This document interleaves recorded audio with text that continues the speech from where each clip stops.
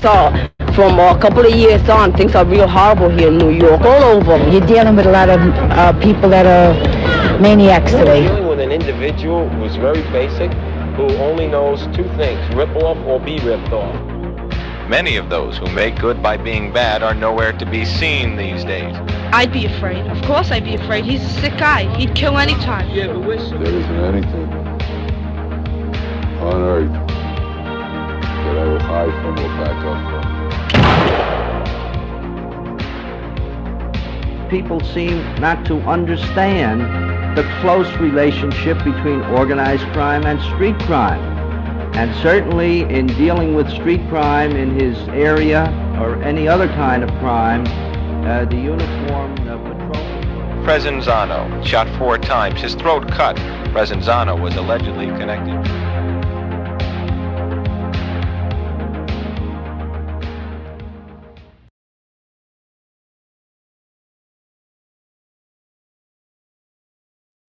Hello, everybody. What's going on tonight? Welcome back to NYC Crime Spot Live. I'll get to your comments in a minute. Let me just say hello to some people.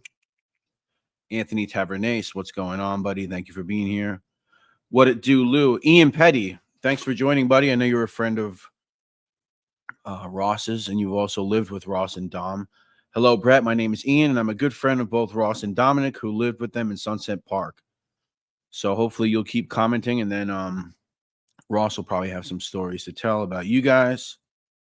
Tonight, Ross Brodar is joining us, as it says on the thumbnail. Of course, one of the men behind the documentary, The Lynchpin of Bensonhurst, and of course, the YouTube channel, Dominick Montiglio, The Life. I'm going to say hi to you guys as I go, but I want to get Ross in, so let's do it. Ross, what's up, buddy? What's up, man? Thanks for having me. How are you? Dude, yeah. Doing good? Yeah, doing good. Awesome. Thanks for joining us tonight, and we're going to talk about a lot of things. Shout out to your friend Ian right here for being with us tonight. Yeah, Ian lived with Dominic and I in Sunset Park for quite some time. Ian's originally from Scotland, and he lived in New York for about 20 some odd years. Wow. Very good friend of ours. Spent a lot of late nights with Dominic and I hanging out, drinking, talking shit, telling stories. So he knew Dominic very well. Wow. Yeah. Here he is again. So, yeah, there's a lot of stuff I want to ask you tonight. Before we go ahead, I mean, obviously a lot of people here know your story, but if you maybe talk about the YouTube channel, just let people know what's going on, if you have any updates, and then we'll talk about that later on as well. Yeah, without a doubt. So the YouTube channel has been good. It's almost like 8 months into its creation. It's, a culmination of a lot of the footage that we didn't use in the documentary, The Lynchpin of Bensonhurst. We've been doing a lot of shorts these days to get people interested and try to promote it, get people to then look at the larger clips and tune in. And I have to say, since I first went on your show and we first released it, the feedback's been phenomenal. It's really, I think people have gotten to know Dominic in a much deeper way by combing through those videos and understanding who he was on a multitude of levels, not just a gangster, but, a musician, an artist, a Vietnam vet, a father, a friend, a guy who struggled with addiction, a guy who struggled with PTSD. So it's been really cool to see people embrace Dominic. I only wish he lived to see how respected he's become. How, I get so rarely do I get some asshole that's like, oh, he's a rat, he's it is. That was like in the beginning, but now that's kind of dropped off. And I think people have come to appreciate, the deeper part of who this guy was. Yeah, it's interesting because I look at the comments on your channel a lot, and and you say people are getting to know him because it's almost like he is living on through the channel, but you have people commenting thinking that he is alive. I guess they don't know. You ever catch that? Like people, they think he's still alive. They're like, tell Dom I said hi, or when's Dom coming back on? It's true. A lot of people think like he's faked his death and he's got this like channel, right? And that he's like hiding somewhere or something. And You know, it's just by the grace of God that, you know, when we lived together all that time, we were able to compile all this footage and, you know, put it together and share it. Billy Sharp's been doing a great job. Yeah. Oh, this guy here, the chief. What's up, man? Yeah, this is one of the guys that really has been such a cool contributor in terms of comments and intelligent, you know, back and forth and just understanding who this guy was. And I really appreciate this guy and a lot of people like him from the UK and around the world that have really been, you know, supporters and looking at Dom as a whole, you know, and not just pigeonholing him into one thing. So it's cool to have people like that, you know, supporting us. No, it is definitely cool. And there's that element on YouTube. You're not really going to get rid of them. I mean, you know, like Anthony Tavernet says here, we all deal with it. You know, there's nothing you can do, you know? Yeah, no, I get it. I mean, listen, I totally get it. These people that run that rat shit with never, yeah, you know, and that's the truth. It's like, you know, listen, the bottom line is, and I've always said this about Dominick, you know, I mean, you know, the guy was a killer, but he was a killer for our country, right? He went and did tours in Nam. He had a, you know, he put a lot on the line and sacrificed a lot for our freedom. And he played that game and that life. And you know, his uncle, you know, tried to whack him and missed. So, you know, he did what he had to do to survive. And I never held it against him. And I don't think people should hold it against him. Because, you know, that's the game, man. That's the Machiavelli aspect of the life, you know, do unto others before they do unto you, you know? Right. Yeah. And not to go too far down this path because we're going to get back. But like you said, the Machiavellian and all this, like treachery and all this, it's like it's an open admittance that the life is treacherous or this and that. But when someone does like the most treacherous thing you can do, it's like, oh, come on. We didn't tell you to be that treacherous, bro. You went a little too far now, you know? It's like, I mean, yeah, because that's like one of the most treacherous things you can do, basically, right? So betrayal is a treacherous thing, but I mean, you know, as they say, honor amongst thieves. I mean, it's like, you know, I used to ask Dominick, why would you get involved in a life where the basic core concept is that Machiavellian type of, like, you know, as Sammy the Bull once said, right? Like, you know, double crossers and master double crossers, right? Like that's the game. They're playing chess with each other. Your best friend's the guy that's going to end up killing you. So for me, I would never want to sign up to be with people like that, you know, that you couldn't really rely on. And you have this like false brotherhood. It seems like a bunch of bullshit to me, you know? Yeah. So I have questions I'm going to ask you. I'll just get to this person real quick and then we'll get to questions later, guys. Somebody was talking about, I don't know if something, maybe they knew you or something. Oh shit. I remember your short film, The Screwdriver is a thief's tool, not a best friend, but wow. And then I remember you from Prince Street. Yeah, man. So I used to sell my artwork on the corner of Prince and Green in in Soho. Yeah, back in the day, like I literally sold art in the street. So I must have sold this guy or given somebody a drawing, but we made a short film about that years ago. So whoever that is, that's wild. Yeah, it's pretty cool. Well, thanks for being here, Boost Mobile. Yeah. Can't say I like your service, but it's all right. So, so Ross, all right, let's get down to some storytelling now on your end. So one of the things that I've always wondered about, and you've touched on it a little bit, you said that when you and Dom, I guess, were becoming, you know, good friends, you kind of had I don't know if you said you recruited Dom in to help you, but essentially you guys were going around collecting money for people or some person. And I remember you told one story about that, but can you expand on that as far as you going around with Dom and asking people where the money's at?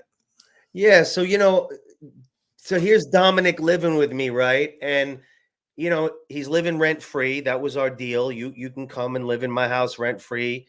We're going to do your life story. You're going to give me the life rights to your story so that I could, you know, do what I've been doing with it.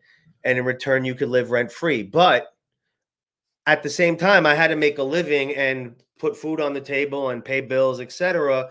And as Dom and I got tight, I was like, yo, listen, man, like, you know, you're strong and able.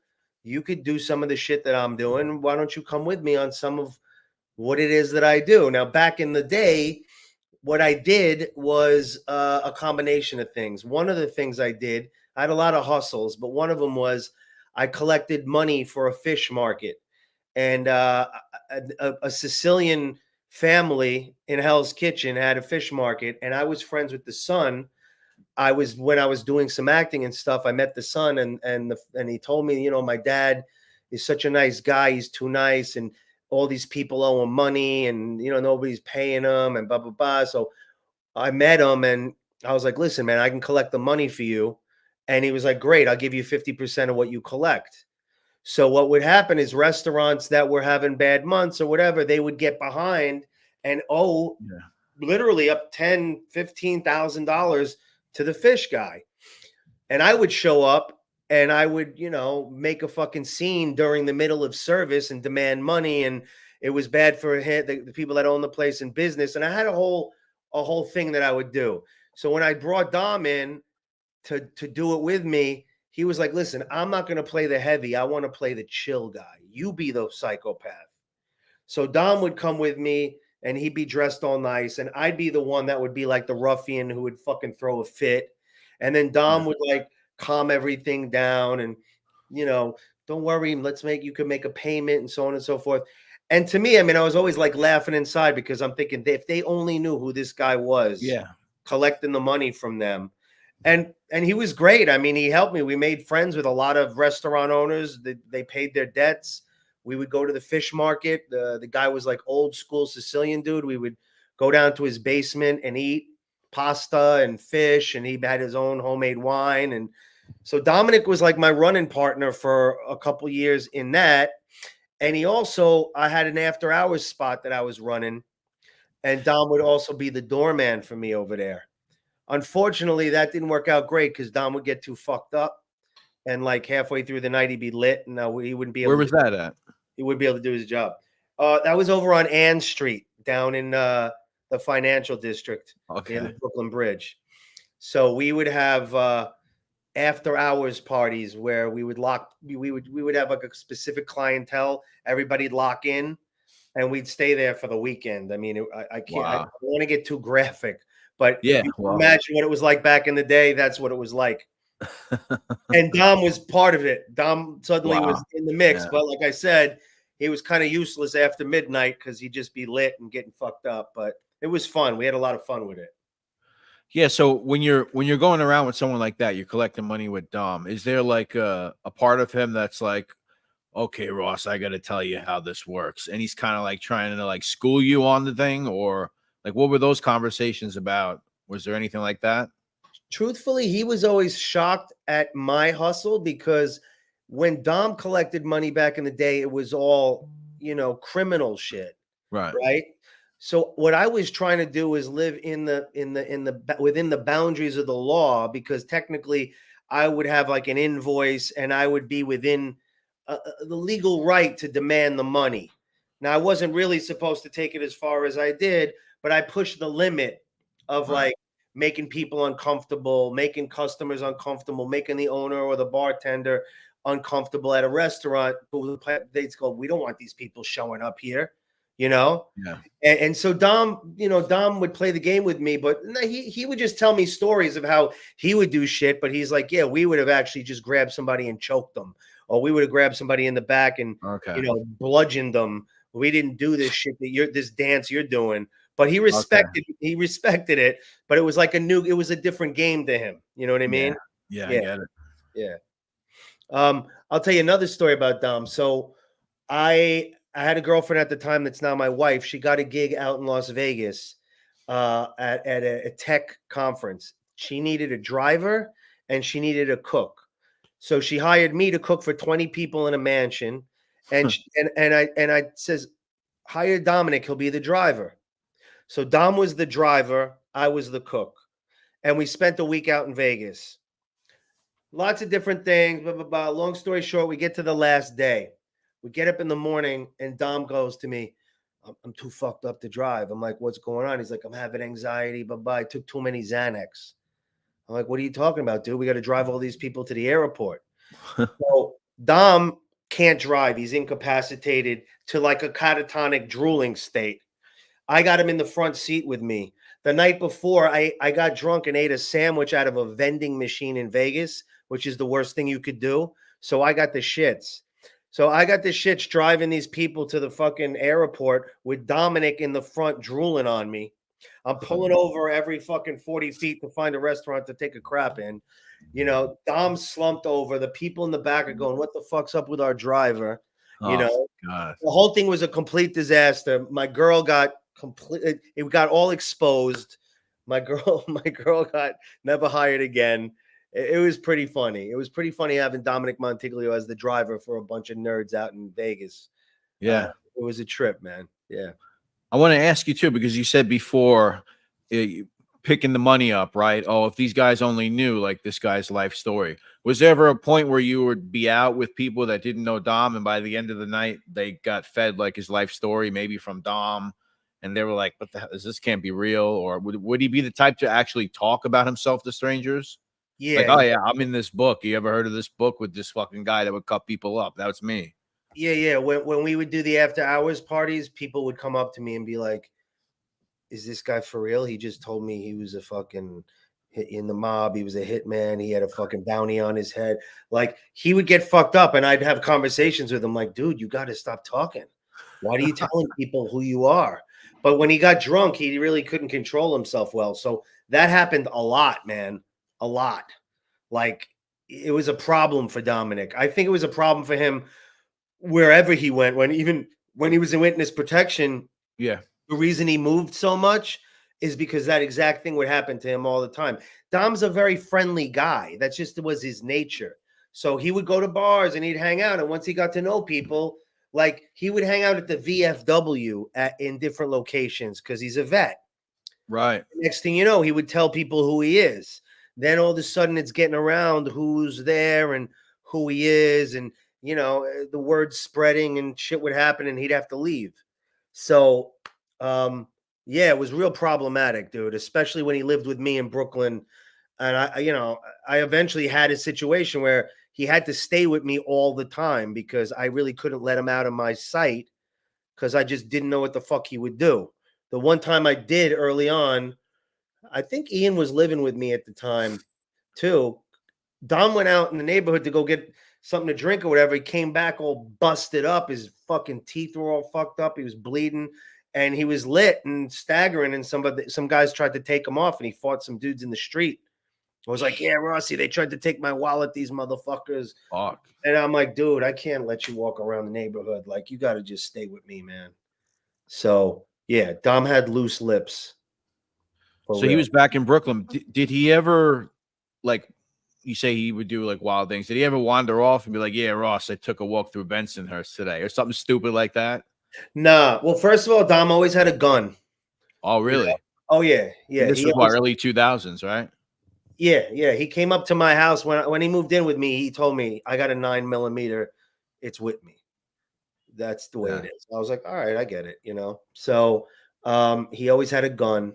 And when we did our documentary, we drove through Bensonhurst. We went to 86th Street where he shot Vinnie Mook. We did all that shit. You could hear me in some of the footage where I'm like telling him and Billy, "Let's not get out and be stupid." And they're like, "Fuck that." And they got out and he was walking around. And I wasn't really down with it. And it was kind of a little bit, to be honest with, when we were filming for dramatic fucking intent to like have the little banter back and forth. But in all reality, I thought it was kind of stupid to go back to that neighborhood and walk around. I just figured, like, who knows if somebody's going to see you? You know what I mean? Yeah, that's reasonable. Right? Yeah. It was just kind of, Frank Pergola, the detective who locked him up, who I'm still in contact with and was always in contact with Dom, used to say, "Ross, you just never know. There could be some young cowboy that wants to make his bones and, finds out Dom's in Brooklyn. Who knows?" To me, it wasn't worth it. And I certainly wasn't willing to like advertise it. You know what I mean? I wasn't advertising Dom was with me. We kept it pretty hush hush. Yeah. Speaking, there's a couple more things I want to ask you, but you touched on Frank Pergola, like guys like that, like you were around Frank or Artie Ruffles, you were around him as well, right? I mean, to me, like, when I think of those guys like Kenny McCabe and guys like that, I hold them in high regard. Like they're pretty like badass detectives and agents and old school, you know, kind of like something that really doesn't, I don't think exists anymore. Um, what is like a guy like Artie Ruffles like? What are those guys like? What do you think would set them apart from like, let's say, a detective today? Just being around those type of guys. It was interesting. Artie was different because Artie was a school teacher recruited by the FBI. Yeah. He had this like uncle, Dom called him Uncle Artie. And he really had an Uncle Artie vibe, right? Like he was like Dom's uncle or something. And he was just kind of a jolly guy. He was like, you could tell that when he was back in the day, he was like all business, very meticulous and really good at his job. But he didn't have an edge like Frank Pergola, who was like a New York City detective who grew up in Bensonhurst, who really like, you could tell when he said, I'll put your fucking brains on the table, he meant it. Right. Yeah. Like, I feel like both those guys, and from what I heard about Kenny McCabe and Walter Mack and all of them, I mean, you know, they had this task force and they were in the streets with these guys and they knew that all these guys were killers and shooters and they were, you know, cowboys too. They were willing to bang it out in the streets, you know. I can't really compare it to today because I don't know cops and I don't know any detectives. So I don't know what the comparison is, but that old school mentality, like I've spoken to Frank recently when he found out Anthony Center was getting out. Yeah, yeah. And he was just like, what, you know, he was fucking furious, you know, and he was furious at the idea that, you know, Barelli's trying to get out and Test is trying to get out. And, you know, the fact that Center was able to get out. And, you know, I heard the guy was a model prisoner and that he just changed his life around. And somehow within, you know, 35 years that he was inside, whatever he did, he was able to manifest a way to get out. He had a good lawyer and he figured it out. Frank's like, you know, not forgiving because Frank knows shit none of us know, right? And Frank knows the type of killers these guys were and the things that they did. And, you know, Brett, I don't think there's ever been a time in history where like we've glamorized criminals to such an extent that like you think about it, right? Anthony Center gets on and does a podcast. He's going to fucking make $1 million, right? Like these Aryan Brother guys that you saw in Nat Geo, they're all doing podcasts now. And I'm not saying they're bad guys or good guys. It's not for me to judge. I'm just saying they actually have platforms because this forum, this platform where millions of people can tune in. They're fascinated with these stories. So for a guy like Frank, it just fucking infuriates him to think that like he spent all this time locking these people up and now they're going to become fucking stars in society. You know, that's what he told me. So I kind of get where he's coming from.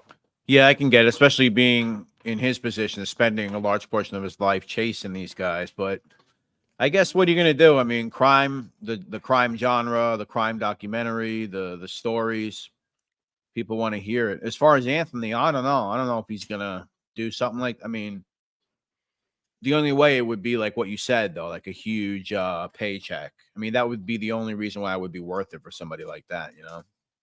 Yeah, I mean, who knows? I don't know the guy, but I'm you know, these Patrick Bet David, Michael Franchese. Exactly, yeah. You know, those guys that got money that can lure them in and, you know, tell your side of the story. I wouldn't blame the guy for cashing in, you know what I mean? And I mean, how many people are gagging at the bit to hear what it was like to be a DeMeo crew member, right? One of the core, you know, people. Like somebody like that. That's I mean, he's so core as can be. Yeah, I don't know. But I mean, it kills me, man, that Dominick, it's like he died just before all this shit became popular. If he had only lived another, you know, 8-10 years, man, we would have had this incredible podcast with him and the world would have gotten to know him in a different way. And he could have seen some real success and, you know, sort of come up, you know, which he never really got to do. You know what I mean? And I don't have, you know, have a real movie, you know, not like whatever they came out with. Yeah. Oh my God. Not for nothing. I mean, you read the comments, how many people are begging for a movie to be made? All I hear is that, you know, and I'm trying, and anybody out there that's listening, if you know movie producers or whatever, I mean, I think there's a huge market for Dom's story, for that whole story with Nino and the DeMeo crew and Dominic, and it's just a fascinating story that, in fact, speaking of which, Quentin Walker. Yes, of course. So, Quentin has been in touch with me because he's writing a book, a more intense deep dive into the DeMeo crew, and he's quizzed me a lot about Dominic. He put me in touch with Pete LaFrocia, who I know you've spoken to many times.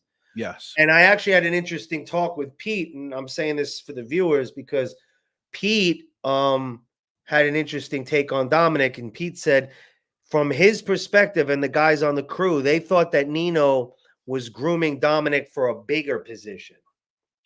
Whereas Dominic always perceived it as Nino was just using him, keeping under his thumb, as his driver, paying him shit.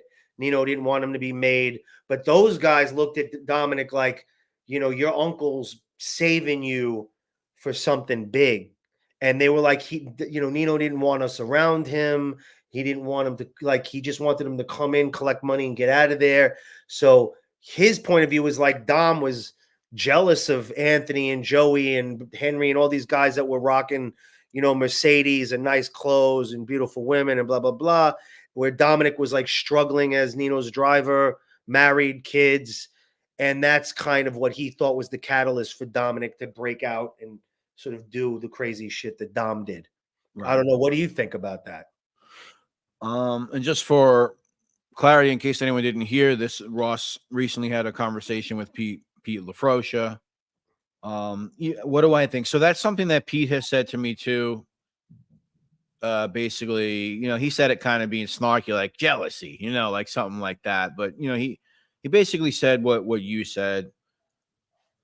My opinion, obviously being an outsider, but speaking to Pete, I could kind of see, if that's true, I can kind of see why they would think that, because I don't know if Nino was protecting Dom from ending up too close with them. And, before you know it, he's going to be chopping up bodies with these guys or whatever it is, getting like really deep into the core. So maybe they would have felt that way, that like, oh yeah, he's just going to be like not like a yuppie or whatever, but you know what I mean? Like just a money-making kind of guy, clean money-making kind of guy. He doesn't get his hands dirty or whatever like that. I can kind of see them thinking that maybe. Yeah, but Dom got his hands dirty. Oh yeah, of course. And that, and they know that. They know that. And I guarantee if Anthony Center ever spoke about Dominic, he would have stories. Yeah. About Dom. Yeah, I'm sure. Yeah. See, stuff that, obviously I'm not aware of, but I think there is a level of criminality between them. Like there's a difference in criminality, when you look at some of the shit those guys were doing. Yeah. And like they're like pushing it to the ultimate limit. Oh yeah. I guess you could say. Yeah. To an extreme. So you never know how guys like that, like how their mind works, like, because they're like so fucking on some other shit. Yeah, like Dom said, it was one-upmanship, I think it was, Well, there you go. Wow. Yeah. It was about like who could do the crazier shit, who was more vicious, who was a bigger killer, who was a bigger money maker, who was a bigger womanizer, drug dealer, There's this level of competitiveness that went on, They push each other. Whew. Yeah, it's crazy to think. Let me look at some comments, Ross. See some questions here. G78, my man in Ireland. Thank you, buddy. 1999. And then I don't know if you know, but one of my moderators, Roro, has been dropping the link to the shop that you have right now. If you want to talk about that too. Oh, cool. Thanks, Roro. Yeah. Dropping the link to the Shopify store. Yeah. So Billy, my partner, Billy Sharp, put a link up on our page of some merchandise. And we have like some of Dominic's art that you could buy as a poster. We got some of Dominic's art that you could have on a t-shirt or on a hat or what have you. So we decided to, around Christmas time, see if we could offer some people some merch. And that's cool that Roro's doing that. And any of you people that dig his art, it's a way you could own something of his, relatively inexpensively. Like I've told many people, I have most of Dom's art. I've got about 6, 7 original paintings left, and then I've got about 25 original drawings, which I'm not really down to part with any of them unless Right. like, it was some crazy, offer or reality or something special. Have you guys thought about showing them, like doing like a pop-up somewhere? Yeah, we actually got an offer from the museum in Las Vegas, the Mob Oh, no Museum. way. The Mob Yeah. Museum? Yeah, the Mob Museum, but talking about doing a art show the film, the whole 9 yards. So That would be great. we were in talks with them. They made me an offer a couple of years back. It wasn't the right time to get out there and do any of that. We really didn't have our shit together tight, but that's something that is on the burner, and I think that's a great place to do it. Yeah, I think that would be that would be really cool, man. You got people coming from all over the world every day visiting that thing. Yeah, Yeah. for sure. So let's see, guys. Get some comments in, and I am going to be reading some comments. Let's see what we got here. We got trolls. Fucking people. Anything good? Yeah, nah, just I don't want to hear it. yeah. Basically, yeah. Hey, to all you trolls, fuck you. Get a What life. is this here? I will never get over the story of them squashing a dude's head in the trash compactor. I mean, Jesus, you could see why Frank didn't like them. Yeah, the Andre Katz thing. Yeah. Yeah. Well, that was fucking vicious. Vicious shit. Let's see. I would be surprised to see Anthony do his own podcast. Same thing like Gene Gotti. Seriously, yeah. I think it would just take a lot of money. I mean, we spoke about Anthony. Did you get any stories about Anthony from Dom? Did he talk about specifically anything in regard to him? I mean, yeah, he just told you, Anthony was I mean, you've seen the pictures of when he was arrested and his mugshot. I mean, he looks fucking wired as fuck. I mean, these guys, the amount of cocaine they did was off the hook. You know, right? Like these guys were constantly cocaine and booze. So I know that Anthony and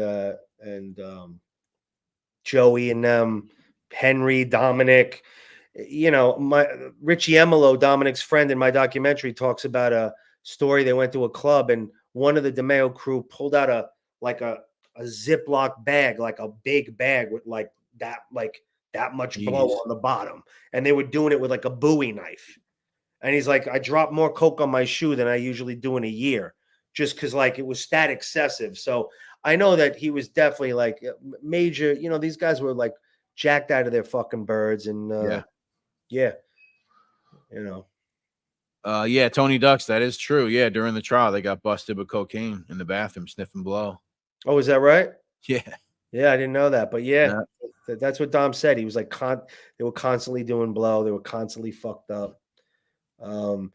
I think I told you a story, Brett. I'm not sure if I did. Dom told me a story. I can't corroborate if it's true. I don't know. But, one night they were out at a club. They were hanging out. Somebody's talked to Henry's girlfriend. And the next thing you know, they dragged him in the bathroom and the guy never came out. Yeah. Type of thing.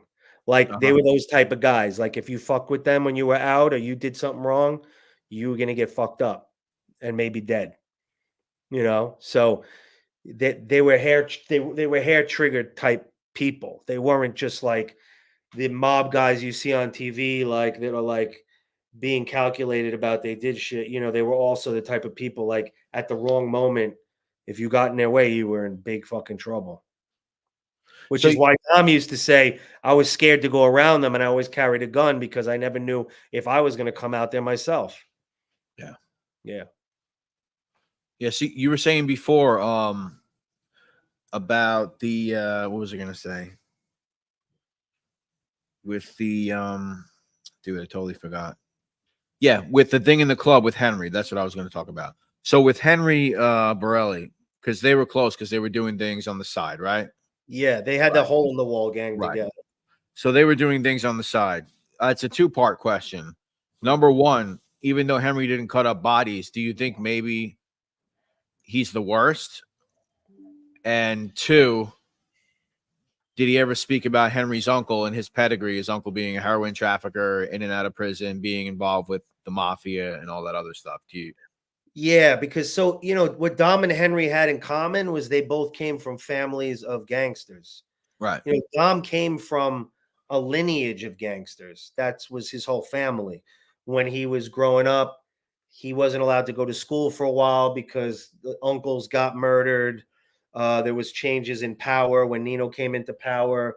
So Dom grew up around gangsters. He was not allowed to be the class president. People know that story because his uncle told him that's what rats do. So his whole mentality was raised as a criminal, and Henry's was too. So they had that in common with each other, and I think that was part of their bond. Okay. And again, like when they formed the Hole in the Wall gang, and this is one of the things I get constant on the channel about.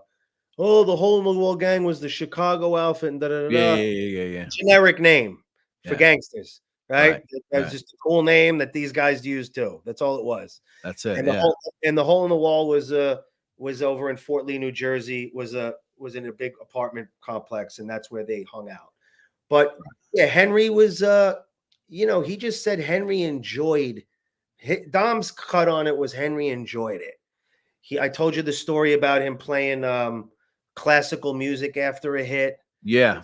Described something where they got into his Mercedes after doing something, and Henry was cranking, classical music, and Henry was no joke. He was a dangerous, from what Dominick said, a very dangerous man.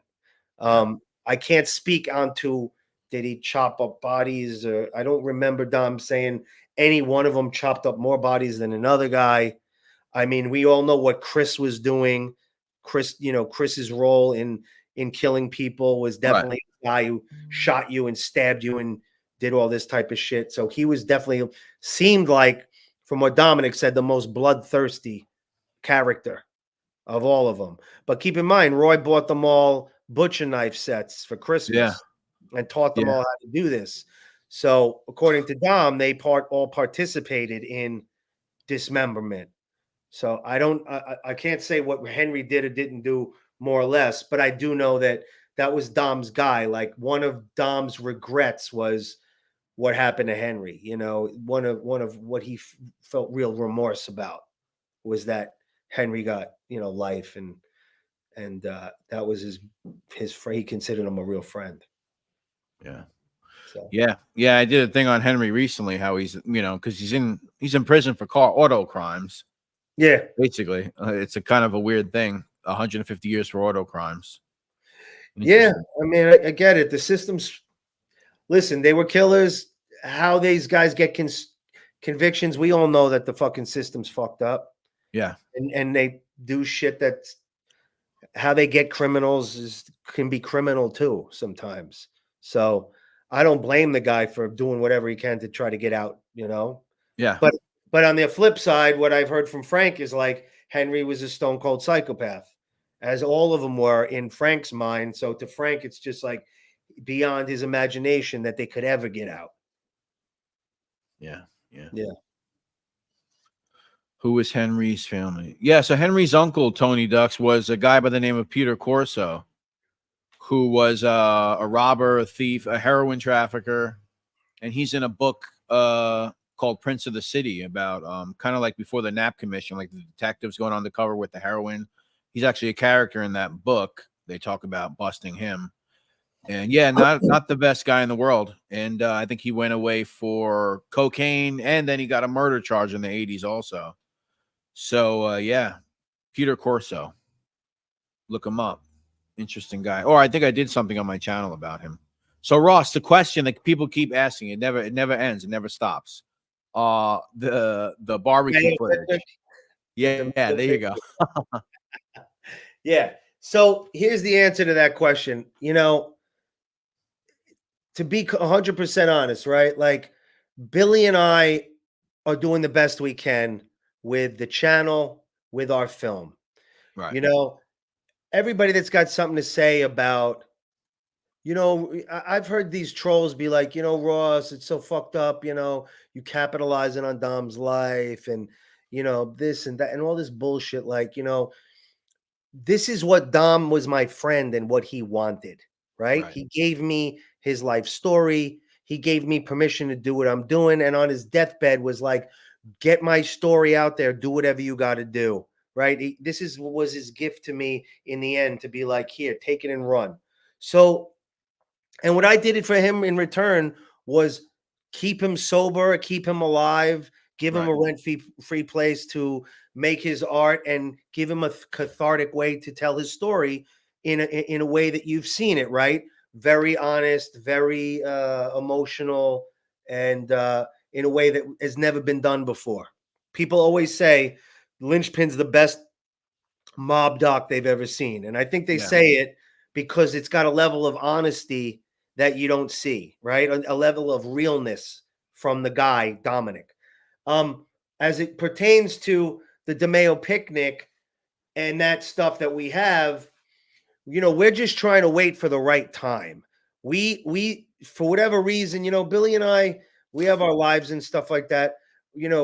Our thing's been developing slowly. Like I said, 8 months we've had a channel. We've got almost 9,000 subscribers. And we want to wait till we have enough subscribers that when we drop the next version of our documentary, which is all this high def footage with a bunch of the stuff that I've told you about, stories that have never been heard, sort of confessions to things and insights to things that people would really love to hear, we're going to include the whole DeMeo thing from start to finish, which is like 40 minutes. And like I told you, there's a lot of dead air where Freddie put the camera down and you just hear people talking. You hear Freddie laughing. Yeah. Then people come back into view and then they go out. So we're going to do the whole thing. But we're honestly, we're being selfish about it in the sense that, like, we want to do it where we can also capitalize on it. Because if we keep dropping it in these little chunks, it's like we did that. We did whatever, 6 or 7 versions of it. My answer to everybody is like, spread the word, help us pump our channel, help us get a lot of subscribers. And when we get a real nice group of subscribers, we're going to then release a film with the DeMeo picnic that you guys can download and buy for X amount of money. And where that's our plan, to do it that way. And because once we do it, it's out in the ethos, everybody will have it. Right? And it's over. So that's what we're doing. If you don't like it, too bad. That's the plan. Yeah. I mean, about 100 people here right now. Please hit the thumbs up. That's good. Thank you for everybody for being here. So yeah, and just subscribe too, if you would. The more subscribers we get, the quicker we're going to release this thing. Yep, they're dropping. I know Rose dropping your channel also, and it's going to be in the link of this video as well. And then, obviously we can go on about haters and losers all day, but with the whole taking advantage or whatever people might be accusing you and Sharp of doing, you guys got to understand that, first of all, on a monetary level, like I've never even talked to Ross about this, but I know what him and Bill are making from the YouTube channel. If they had to rely on that, they would be living in cardboard boxes on the street. And I've never asked Ross what he makes, but I kind of know what's going on YouTube. So that there's no real like crazy monetary thing to be gained from them doing the YouTube channel. And if you guys knew how YouTube works, and some of you do, I know a lot of you here do know how it works, but so there's nothing there. It's essentially like, wow, it's cool. Oh, wow. Maybe I got a couple $100 extra this week or whatever. Like I said, I don't know what Ross is making, but for a lot of people, it comes down to that. It's nothing life changing. So I hope you guys understand that. And it's more about preserving somebody's story and putting it out there for others to watch. Right. I mean, really, that's what it's about. Right. Yeah. I mean, honestly, we did it to promote the Lynchpin of Bensonhurst movie. Right. That's why we did it. And as it's grown and we've been sharing all this stuff, it's turned into its own sort of place where you get to visit with Dominick and get to really know who he is. And we're really putting it all out there. I'll be completely transparent. We make like $125 a month. There you go, guys. I mean, that's not a lie. I'm telling you guys right now. We've never even touched the money because it's so little. It sits in like a little dinky thing. Like, I guess when you got 1 million subscribers, you probably make money. Oh, yeah. But when you got 8,000 subscribers, it's fucking pennies. Nah, so these people, I mean, they're so delusional. And Yeah. another thing that I laugh about is like they want to sit there and bash you, but like if we didn't do this, you'd have nothing to fucking talk about. Yeah. Because it wouldn't exist. Right? Like That's when we it. did this was the early 2000s. There was no YouTube. Nobody was doing this. We did this before anybody had cameras in their phones and was even fucking around with this. We were filming him because the guy moved in with me and started telling me crazy stories. And we're like, wow, this is history. This is literal history. And he was like, I want people to know the real story. It was born out of really honest truth. It was born out of a guy who was struggling with his own shit, wanting to be an artist and wanting to get his story out because there were people online talking shit saying the guy wasn't even in Vietnam. Yeah. So it started out like, let's clear your name, Dom. You know, let's get you some teeth in your head. Let's make some paintings and have an art show. And that's what this was born out of. Yeah. So I got no time for these people. When they go out on my channel, the minute I see one of these stupid comments, they're deleted and blocked from my channel. I don't need subscribers like that. I'd rather have less subscribers than a bunch of jerk offs that got nothing to do but shit on me. You know what I mean? Yep. What's the matter, bro? You don't believe in free speech, bro? What? You get those fucking people. Yeah, free speech. Yeah. I do believe in it. You can go speak to a fucking wall. Yeah, exactly. Yeah. No, that's the one I get too. It's like, no, it's not about that. Yeah, but that's what makes the documentary good, though. Like when you say a lot of people appreciate it, I think it's one of the best documentaries as far as mob stuff goes, because it's just is what it is. It's a documentary with a great story. It's not like, you know, everything has to be so Netflixed up nowadays. They all kind of start looking the same. They have the same kind of thing to them. I mean, you're kind of in the business there, so maybe you know what I'm talking about. A lot of the documentaries that they come out with, they kind of have the same feel, but this is like raw. It's old school, and it's right to the point of what the story is. I think people appreciate that when they watch stuff like that. Oh yeah, man. And you know, like we put this whole thing out on the channel. We didn't put it in the film. There's a whole episode where Dom runs out of his medication and he's fucked up and he needs help. You know what I mean? He needs help. And he's crying and he's miserable and he's this and he's that. And I had people like, yo, man, why'd you do that? Why'd you expose him that way? Why'd you make him look like I remember shit? that, yeah. You know, one of the guys, me and him had a good discourse, and he realized at the end, because I said what I'm about to say here, which was like, hey, man, that was Dom. That's what I was living with. He had his ups and downs. He had days where he was like that, and he was willing to put it on camera. So I'm willing to share it because that's who this man was. You know what I'm saying? Yeah. No, I agree. It's just the truth. I mean, to some people, the truth might hurt, but it's still the truth. I mean, you know, it's just showing a person in a different light in every video. It's like a different version of the same person, which is also interesting, especially when you watch the channel. You're like getting different versions from video to video. You can't. It's kind of like, oh, Dom looks healthy here. He's telling something. Oh, wow, Dom looks pretty fucked up here. You know, it's kind of like, you know, it's like different years, and it's interesting. Right. It's living with Dom, right? Yeah. You see what it was like to live with him, and I was I was his collaborator. You understand what I'm saying? Yeah. I collaborated with him. I didn't like. It was an equal. We were partners. That was our deal. We were fucking partners. Yeah. So, it wasn't like I was like you said Netflix, where I was like trying to like make a thing and take it. It was like that we were together. Right. And it's a good lesson for people too. It's a good lesson for people too, to like, if you guys want to do something, you know, you just do it. Like, you know, just do it. And, you know, it might take you somewhere good, you know, like you never know where it's going to take you. Right. Right. You don't have to, you know, think that you have to like end up on some fucking Netflix. Oh, Netflix is going to buy my shit. Oh, here it is. You know, it's like, just do it. You know, here's your friend, Ian again. He's a good comment there. Sitting and listening to Dom's story, drink whiskey, mind-boggling most of the time. Yeah, like I said, Ian and I and Dom, we spent a lot of time, like he says, drinking whiskey, hearing Dom's stories, and him sharing things that, some of which we've shared, some of which we couldn't, but I mean, it was just such a seminal moment, that time in my life, living with Ian and Dominick. And here's what's interesting. Dominick, myself, and Ian were all 12 years apart. Okay.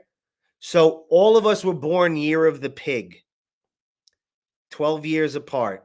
So we called ourselves the mud people because each one of us was a pig, and each one of us got a tattoo of a pig with our element. All right. Let me see if I got. So I got. Where the fuck is it? So I got my this tattoo here with the pig. You see it with the sword? It says mud people. So I got that tattoo. Dom got that on his chest, and Ian got one of these on his body. The three of us got these mud people tattoos together. and it was a trip because it was like, it was three very interesting personalities. Ian's from Scotland, grew up in England. He's a welder, and Dom's who he is, and I'm who I am, and it was just a fucking trip. All of us hanging out together, and the shit we would get up to, man. Yeah, good times, good times.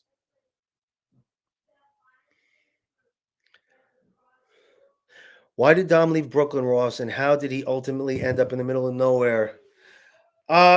So here's what happened, Chief. The truth is, Dom was with me. By the third year, I met a woman. I got married.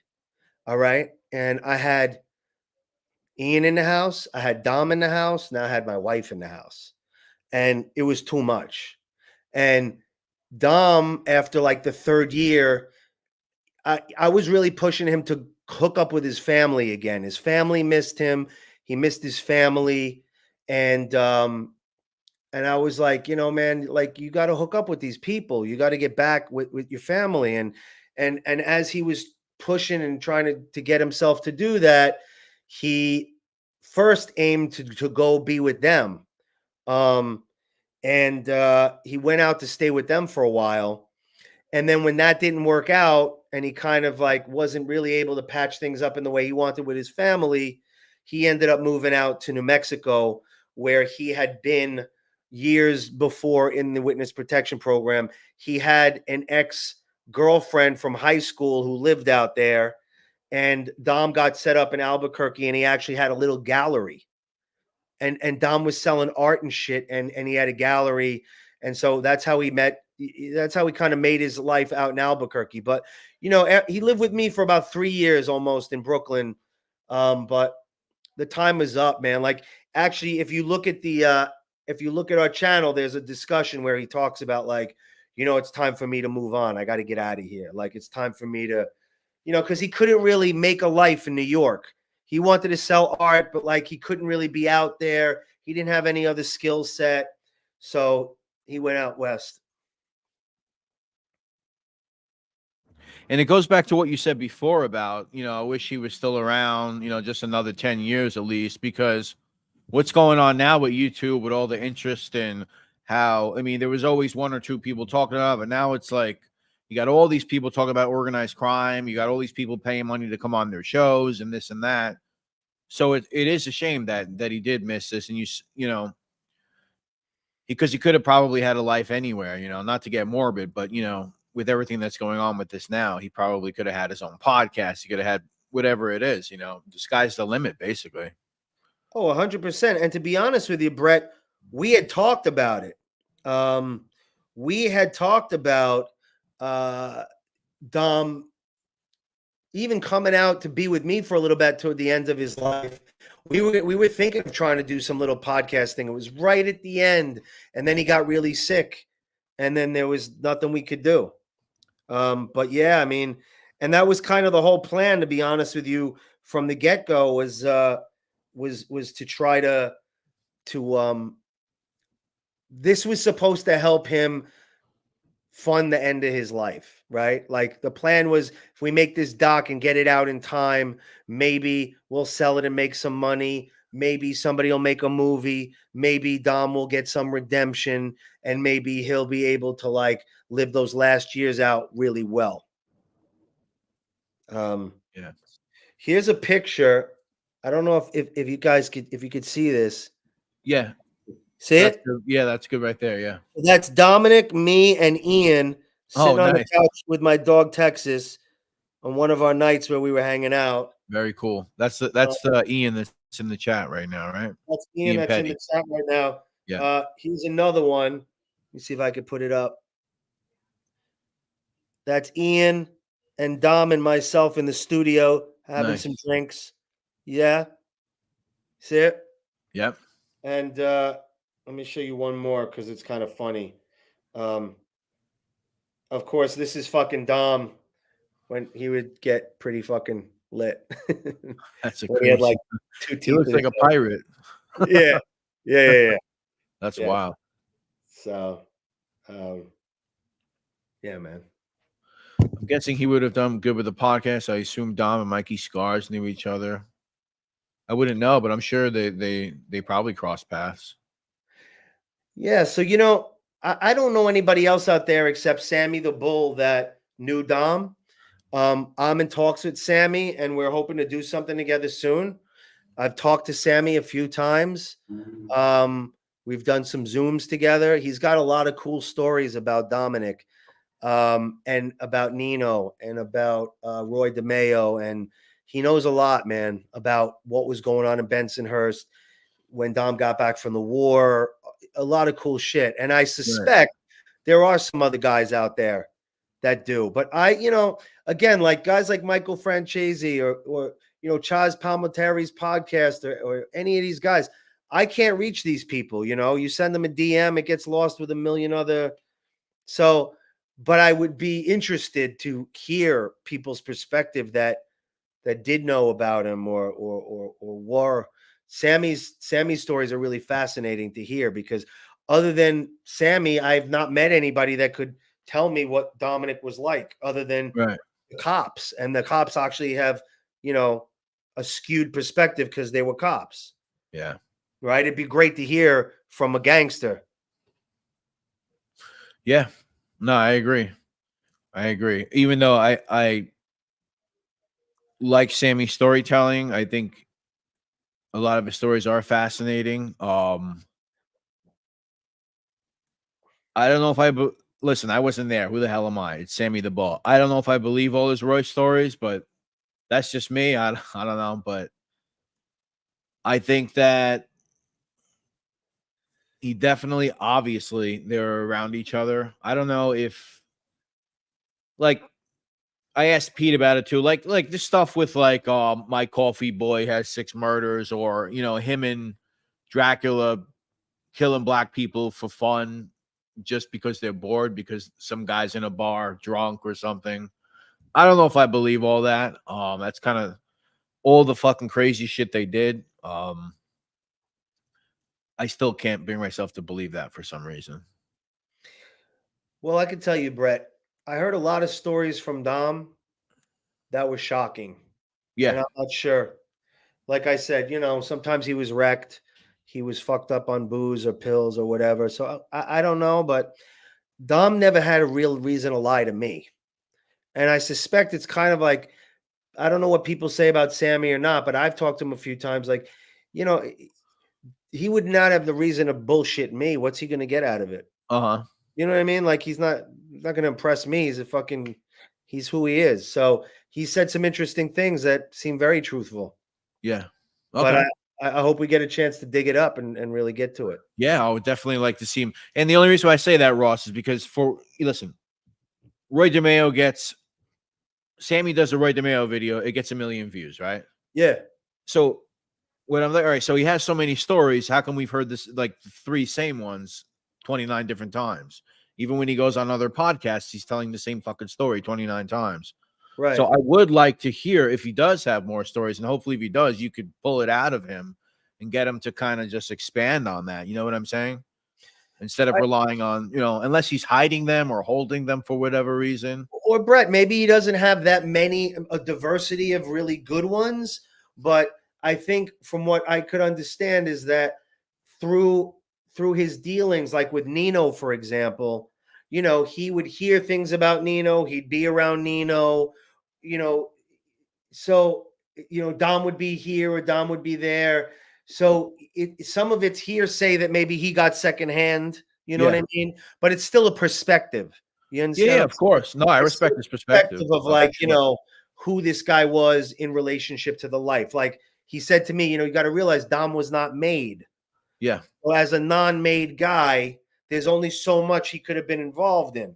And then my whole thing with him was like, yeah, but Dom's the only non-made guy that did shit that made guys did because of his uncle Nino, which is why always Dom keeps referring to himself as an acting capo, because his uncle was a capo. And when his uncle would leave, he would put Dom in his position, quote unquote, to interact with Paul Castellano or whoever. These are things that non-made guys would never do.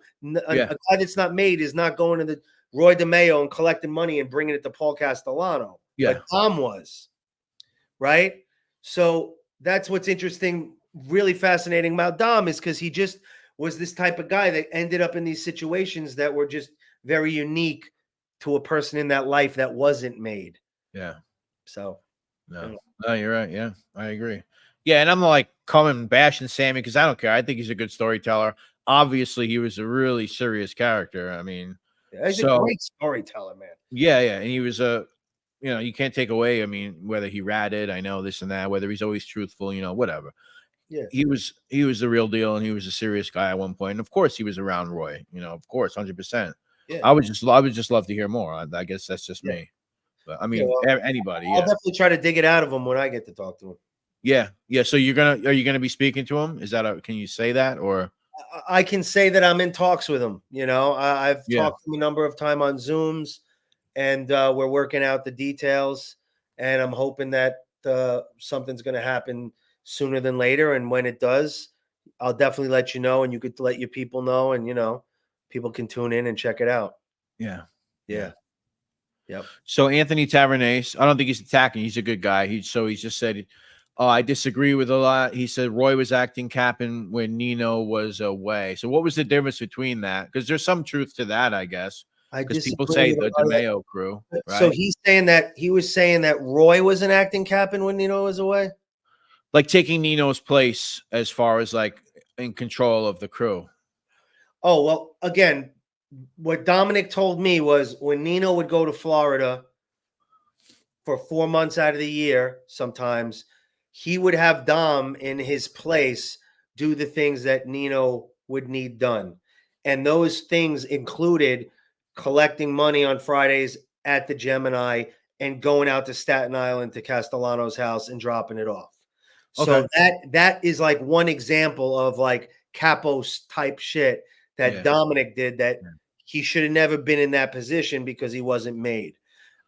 He also collected, I know, for his uncle in the city. He had drop-offs. He had things that he would do for Nino.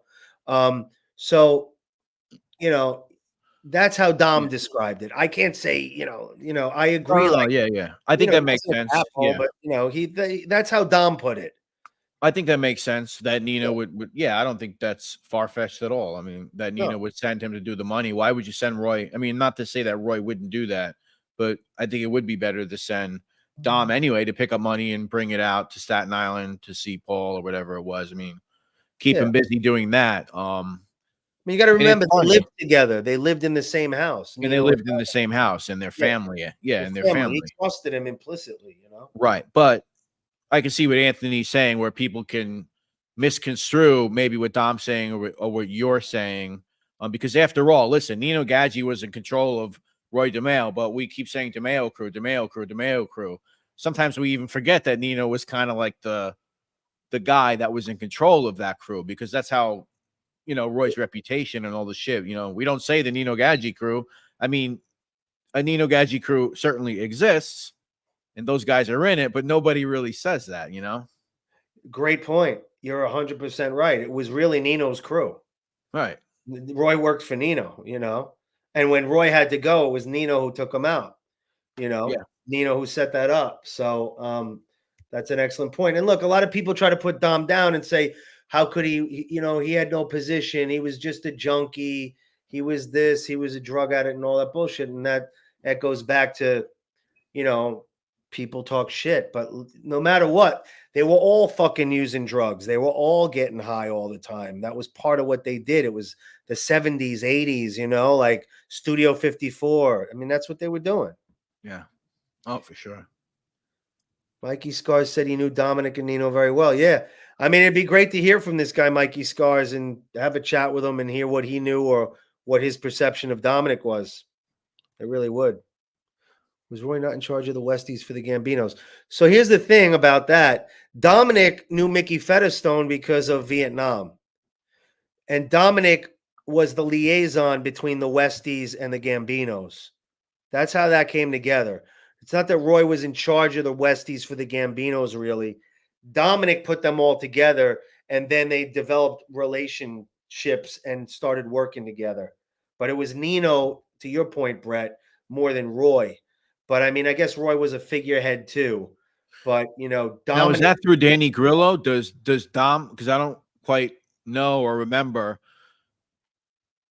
where does Danny Grillo originally come from? Is that Danny Grillo whacked Ruby Stein, you know. Right, but who does he come from? When I don't recall, like how does Roy meet him? Is that through Dom or is that through like I don't know? I think Coonan and him might have done time in prison together, but yeah, I don't know how Dom meets Grillo. I know that Grillo did a lot of time because he did time for armed robbery and kidnapping and shit like that. Yeah. But you know, Dom was close with Dom's the guy that was like down with the Westies in the Gambino clan, and he's the guy that brought them all together. And sort of got them working together and had the Westies and the Gambinos together. Dom was really instrumental in that. Yeah. Yeah. Yeah, not the best guy, Danny Grillo, huh? I mean, he was a fuck up, you know, but he was, I mean, Dom says Danny was a tough guy. Like Danny was a fucking serious fucking criminal. You know. I got a story recently about yeah, like you said, him being a fuck up, about him selling the same boat to different members of the crew, basically. Oh, right. To make money, right? Yeah. Yeah, I heard that one. Yeah. That's pretty funny, right? Yeah. It's He's like, yeah, I'll sell you the boat. Yeah. Yeah. I seen that. He's going around trying to sell the boat because he had this gambling debt, hustling these fucking maniacs. Yeah. Selling the same boat to 5 different guys. Meeting at Tomaso's, did class loan, not tell the Westies any murders. They had to contact Roy for clearance. Well, ultimately, I mean, that's how it ended up, basically, right? I mean, in the beginning, it's a certain way, but ultimately, that's kind of Coonan going to Gemini and vice versa, right? I think that's how it went down. I don't know. I can't personally say that it was exactly Roy was the guy, but I know that it was the Gambinos and they had that arrangement. So that sounds pretty accurate. Yeah. Although I can't personally vouch for that 100%. Hey, Ross, when you were collecting money for the fish market with Dom, that must have been surreal. Yeah. No, it was completely surreal because I had been doing it before I met Dominick.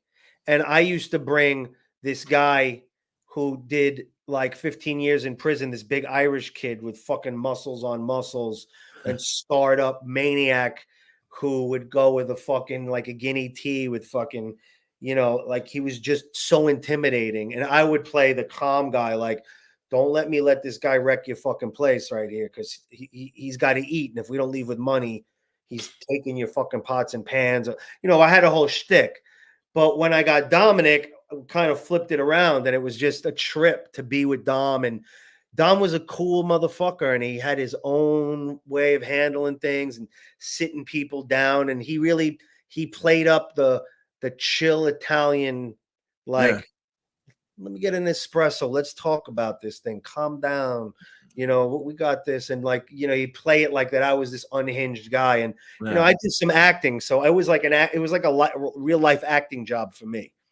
That actually sounds fun, to be honest with you. We had a ton of fun with it. And then we go back to the fish market and we'd fucking give the guy the money and we would be like heroes and we'd be eating in the basement and leaving with lobsters and drinking homemade wine. And we had it was fun.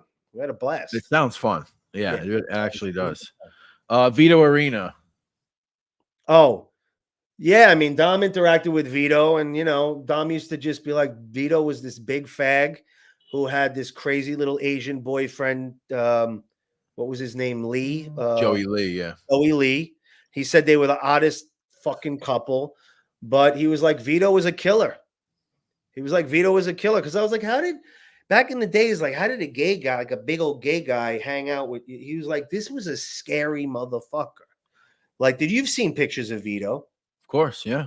Vito had a head like fucking Thurman, you know, like, he was a big old scary dude. So, yeah, Vito knew. I mean, Dom knew him and hung around, but Dom didn't like him. Dom wasn't like down with Vito or nothing. Yeah. Like I said, Dom really only liked Henry. The rest of the guys, he like was cool with Anthony and Joey. You know, he hated Chris. He knew what Roy was about.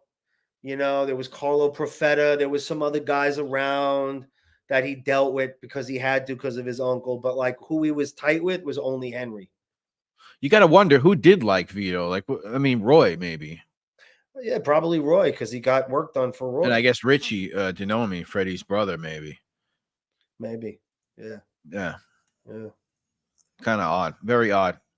If you guys don't think that was a real relationship with Joey Lee, just remember the police found photos of them doing it up.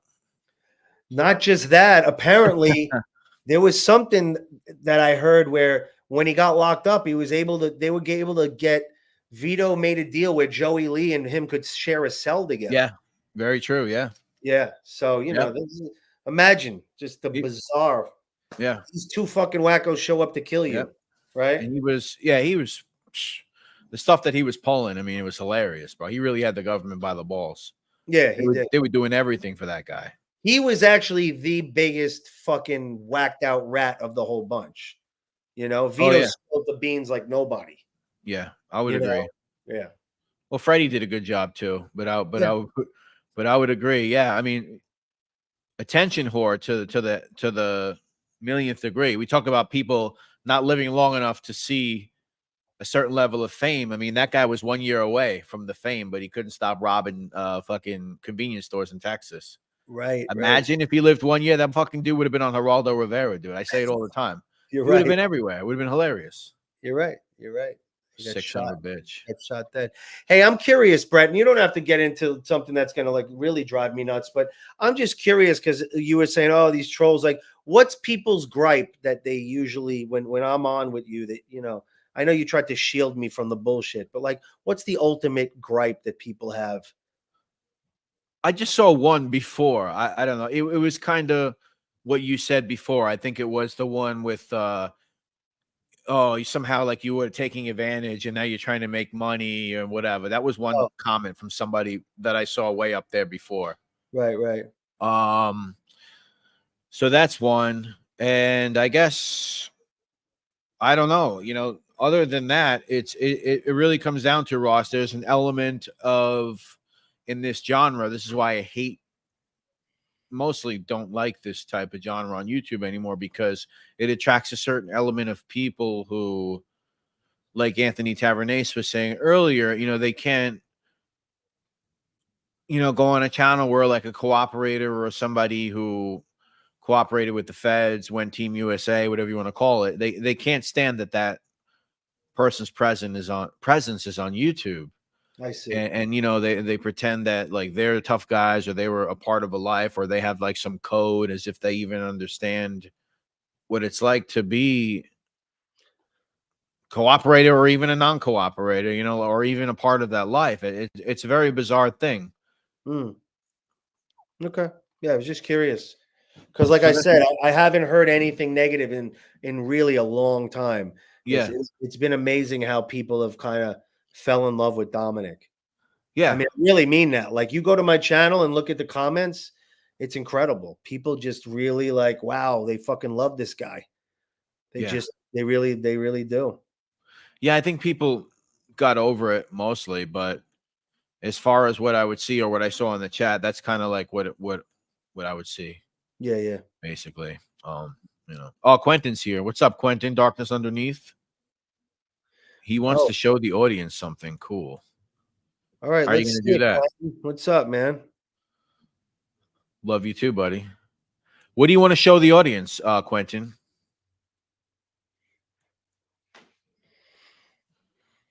Let me on. You're really going to come on? All right. You want to have Quentin come on? Yeah, let him on.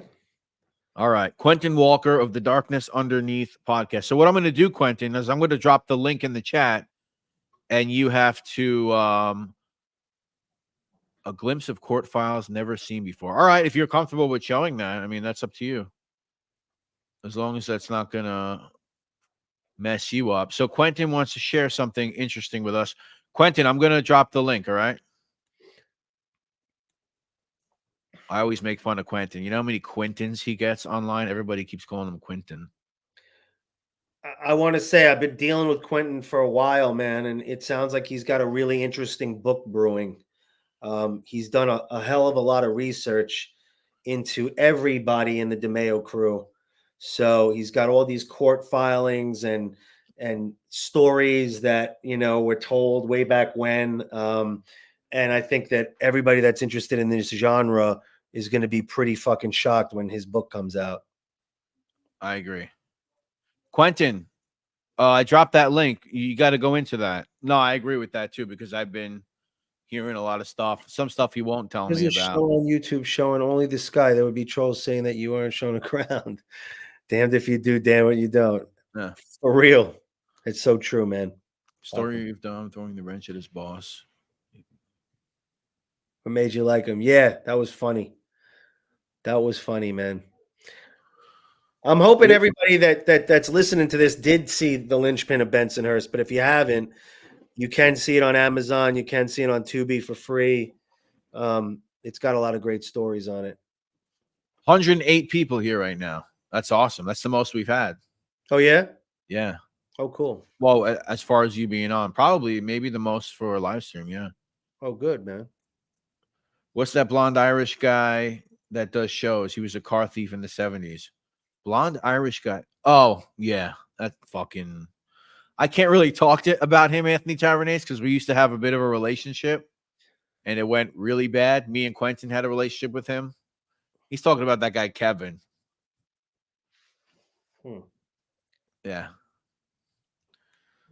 Can't talk about it. Quentin, you gonna grab that link or what's going on? The whole... Oh, all right. Quentin is here. Let's see. Yeah, to be honest, Stefano, Ross probably doesn't even know what that is. Luckily for him. What is that? That's just like a big anti-rat movement, you know, whatever. Oh, yeah. Quentin, you there? I hope this shit don't start happening now. Is that your brain loading?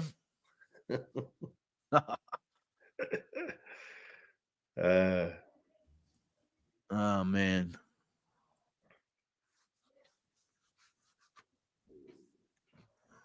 What else you got for me there, Chief, while he's figuring this out? I watch I'm finding stuff right now. Yeah. I watched Contact Insurance Street, Sinatra, Good. Oh, I don't know about. I never saw that one.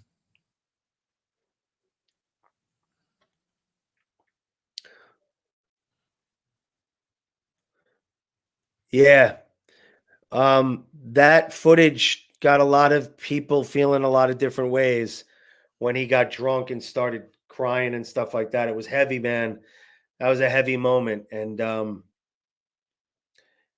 truthfully, it happened quite a few times over the years that I was with Dom. When he would drink, he'd get real emotional about shit, about his family, about his uncle. But I got to tell you, you know, when I get to release the second part of Lynchpin, I've got this amazing footage of Dominick talking about his uncle in an incredibly different way, where he's like admiring him and looking up to him and talking about what an amazing character he was and why he followed him and stuff like that. And it's interesting to see, because I think that was Dom's big struggle. I think as much as Nino was as a dark part of his life and like fucking dragged him down, he was also inspirational. You know what I mean? Yeah. Yeah. Yeah, we'd love to see that. Yeah. So what this is a good I don't know. I'll just put it up. I don't know if you want to so this is a good question. Have you watched show Graves? Yeah, you know, funny you ask about Gravesend on Prime. I'll tell you guys this story, because why not? All right, You cool. know, I was trying to get in touch with Chaz Palminteri, because I thought, honestly, Brett, it would be great to get on his podcast and have him interview me as a filmmaker, right? And how I made Lynchpin and how Dom lived with me, whatever. I've watched his podcast and I'm thinking, this is perfect for me. So I was doing a movie, because I'm in the movie business and I'm a location manager in the film business. I'm in the DGA.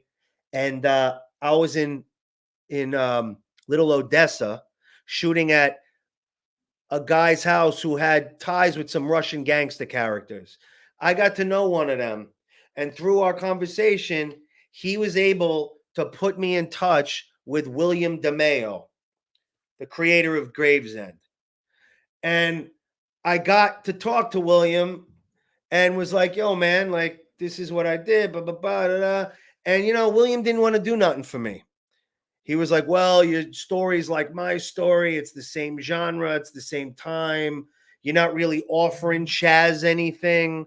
I'm like, I'm offering him the ability to interview me and, you know, talk about making films, which is where Chaz comes from. He made his own movie, whatever. The point being, it went fucking nowhere with that guy. I don't have bad feelings about him, but because I talked to him, I did try to watch Gravesend. And for me, from what my feeling was, it just didn't seem authentic. It was like a bunch of the guys that we've seen in every other mob movie fucking getting together and doing scenes. I mean, I don't know. It wasn't in the level of a Sopranos or any of the good mob movies I've ever liked. I don't know. What did you think, Brett? Well, hold on. There was something else, because I'm happy you're telling the story, but there was something else that you said that he said when you were talking about Dom to him. He said something to you about Dom. Oh, what? Oh, when Dom went bad? Isn't he a cooperator? Whatever the fuck his voice is. Didn't he say, isn't he a cooperator? Yeah, didn't he go bad? When did he go bad? Didn't he go bad? Yeah. Another fucking moron. I tell you, if he wasn't making shows, he might be one of these trolls on YouTube. Are you a rat? What are you, a rat? Yeah, you know, I don't know. The guy, I'm sure yeah. I don't want to say nothing about the guy, but it was like flat. I thought the guy, being from where he's from and from where Dom came from, would want to, you know, help expand the truth. Right. And when I watch Gravesend, it just looks a bunch of, I don't know. It doesn't seem authentic to me. But no, it doesn't seem authentic. And the only reason why I'm being a little mean is because in the genre on YouTube with this stuff, everybody thinks he's like, you know, umbats or whatever the fuck you want to call it. You know, everybody thinks the guy's a little fugazi, and he tries too hard. You know, he's a cartoon character. Quentin, I dropped the link again. You got to come back. I don't know what's with your loading, your service. I don't know what you're doing over there. But I dropped the link again in the chat. So click it again, and then we'll see. His name ain't even authentic. Yeah, I heard that. Yeah. Yeah. Oh, that's not even his real name? I heard that it's not. Wow. Hey, Cindy, what's going on? Thanks for hanging out. Good to see you. Yeah, I heard that's not his real name. But you know, whatever. I just thought the thing about it that I thought was laughable was the whole "didn't he go bad" or whatever the fuck type thing he was saying. Yeah, it was just, you know, the guy hooked me up with him as if like, don't worry, Ross, I got you. This guy's going to help you out. And I went into a whole thing hearing about him telling me how he made this thing happen for himself, but he couldn't hook me up because Dom went bad and I'm not offering Chaz anything. So he can't. And I was like, dude, I'm a filmmaker. I'm just trying to share my film with the world. All you got to do is introduce me to the guy and then he can make a decision or not. So Yeah, it was it's about lame. Whatever. It's lame. It's lame. It was a little lame. Quentin, I dropped the link. Many active street guys. I'm sure they do. Yeah. Listen, again, to Anthony's point, and I always said this to Dom, and I even, it's like that's the life, you know what I mean? And treachery is part of that life, and betrayal is part of the life. So whether you murder your best friend or turn on your best friend, it's bound to happen if you join up for that life. That's what they do with each other. I don't think it's anything that rare anymore. This is happening again. Fucking Quentin, dude. You got to get your technical skills together, bro. Yeah, what happened? Do you know how to enter it into the thing, Quentin? All right, let's see. Did Dom have any run-ins with any guys when he was living back in Brooklyn? That's a good question. So when he was living in Brooklyn, Richie Emilo was still working at Barolo on West Broadway in Manhattan. Richie calls us one day and says some guys came by the restaurant asking where they could find Dominick. And we got a call from Frank earlier in the month that Carlo Profeta had gotten out of the joint. Wow. So we have a feeling back then that Carlo might have been looking for him. That's crazy. But people knew that, but because we used to hang at Barolo a little bit for a while, and people knew that Dom was back in the city. And yeah, there was a little bit of like, oh shit, they know he's back, he's around, whatever. Yeah. That's another guys. That's another thing, guys. Quentin, I see you. You give me a thumbs up if you want me to let you in, and I'll let you in. Just give me the thumbs up. Oh, and let me tell you another story while we're waiting for Quentin. I don't know if anybody knows this. There was a time where Dom got fucking lit. He was in Albuquerque. He went on Facebook, posted his number, and was like, "Any of you motherfuckers want to find me? Call me, and come find me. We'll shoot it out." He's like, "I'm ready to die on a corner shooting it out." And he got a call from Carmine, the Snake Persico, and Anthony and those guys when they were in prison apparently called Dominick on the phone. Is that right? Well, that's what Dom told me. Okay. So, well, they were serving time together. They were all together. They were in a band together.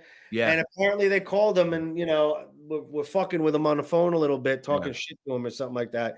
That's what he told me. So that was, and of course I was like, why the fuck are you putting your number on the internet? I mean, what are you doing?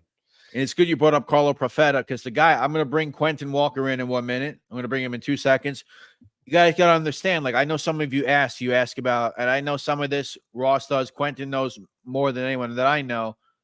As far as guys like Carlo Profeta, like Paul Dordal, Gus Kalevis, Douglas Rega, who's not even in Murder Machine. Some of these guys are not. Matty Rega is. Doug Rega. There's so many players in this amazingly bizarre story, and you're going to hear a lot about them. I'm going to let Quentin Walker in from the darkness underneath, and he's going to be telling Corruption Connection what's going on, my brother. Good to see you here. Quentin, you ready to come in? Give me a thumbs up, and I'll let you in. Because I don't know what you good? You ready? Quentin, you ready? Fucking guy. This fucking. All right, you ready? All right. You better not be fucking around with the tech. All right, cool. Can you hear me? Now you're frozen.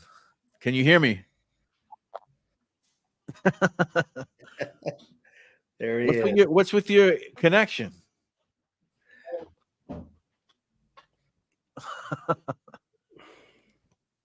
Are you good? Hey, you know what you can do? You got to go into settings. And you got to put your thing on. Or if you want, Quentin, call me. If you want to call me, I'll put you on speaker. We do it like that.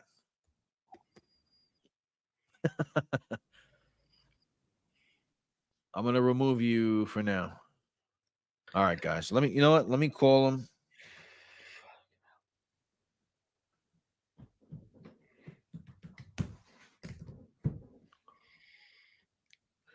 I'm gonna call him. Sorry for the dead air, guys. Not the best. Let me get a question over here.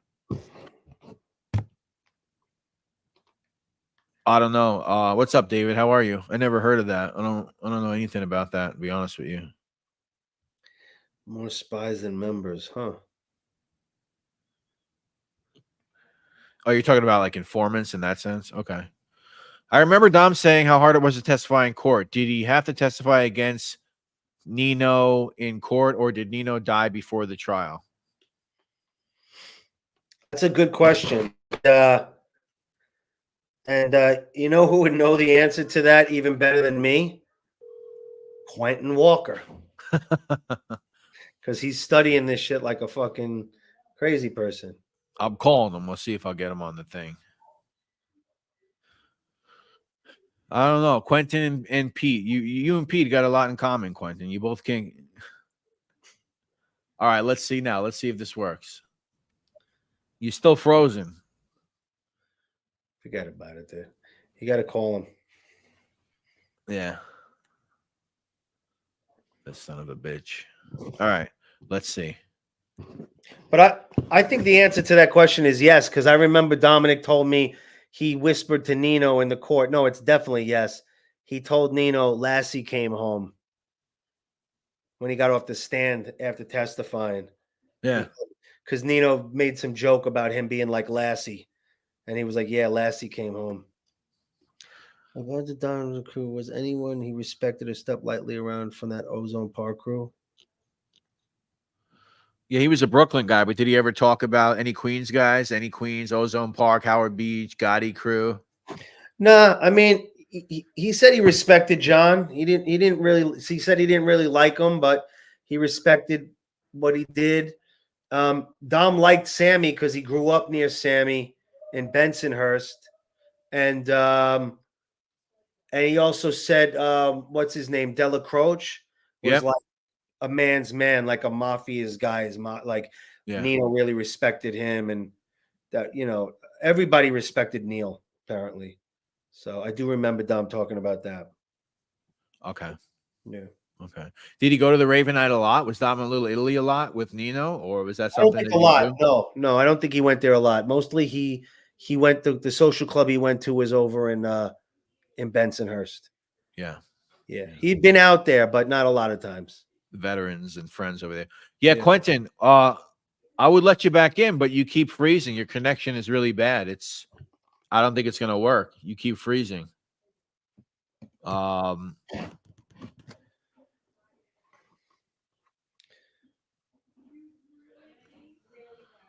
Yes. So I don't know. What I'll do is I don't know. We'll see. All right. Let's see. Any more questions for Ross? I know you're visiting your mother in Kansas City. Wi-Fi sucks there. Well, that sucks. Sorry. You don't have access to your phone. Okay. Dom seemed like he was kind of more inclusive in his criminal dealings. He worked with is that true? Did he work with a lot of different gangs or ethnic gangs? So Dom's old school, like if you listen, we had to be honest with you, right? We edited out some stuff on our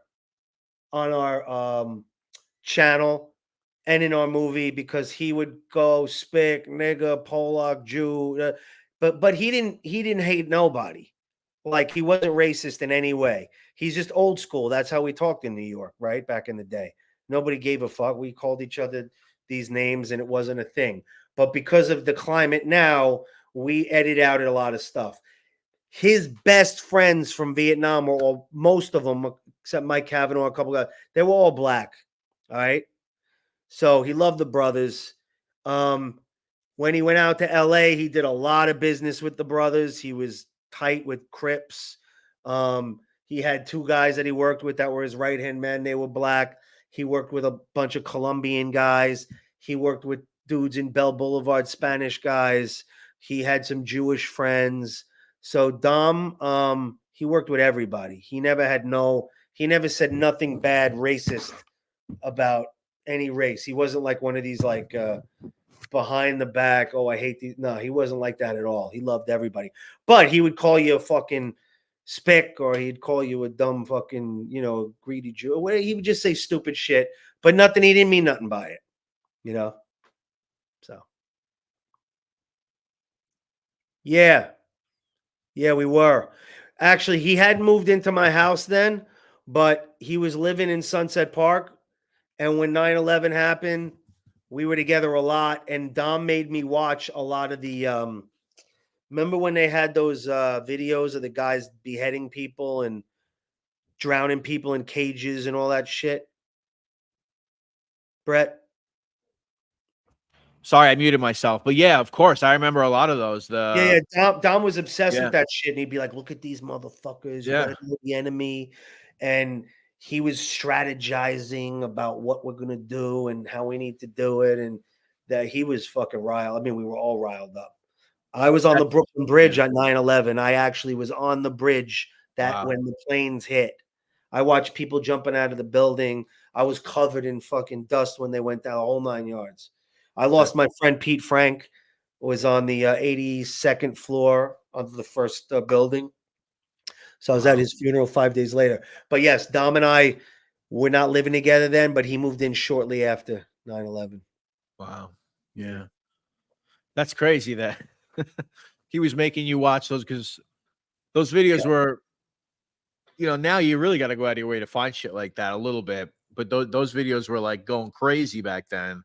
All the Al Qaeda beheading videos and all that shit, like the Daniel Pearl, the Nicholas Berg. I remember all those things watching. I saw every one of them with Dominic. He made me watch. Was he like, oh wow? Was he, not to get, you know, was he telling you like, oh, that's what those guys used to do, you know, whatever, like fucking sick No, shit he'd like be that? like, you see here, like, you know, oh no, he would tell me like, you know, when you cut through this, then there's cartilage there, and then you got to get through the bone. And Jesus he would, Christ. you know, he would explain what they were doing. And, you know, listen, they were in Vietnam. I mean, Dom was one of them guys that had fucking ears of his enemies around his neck and took fucking trophies and shit. Yeah, Dom was.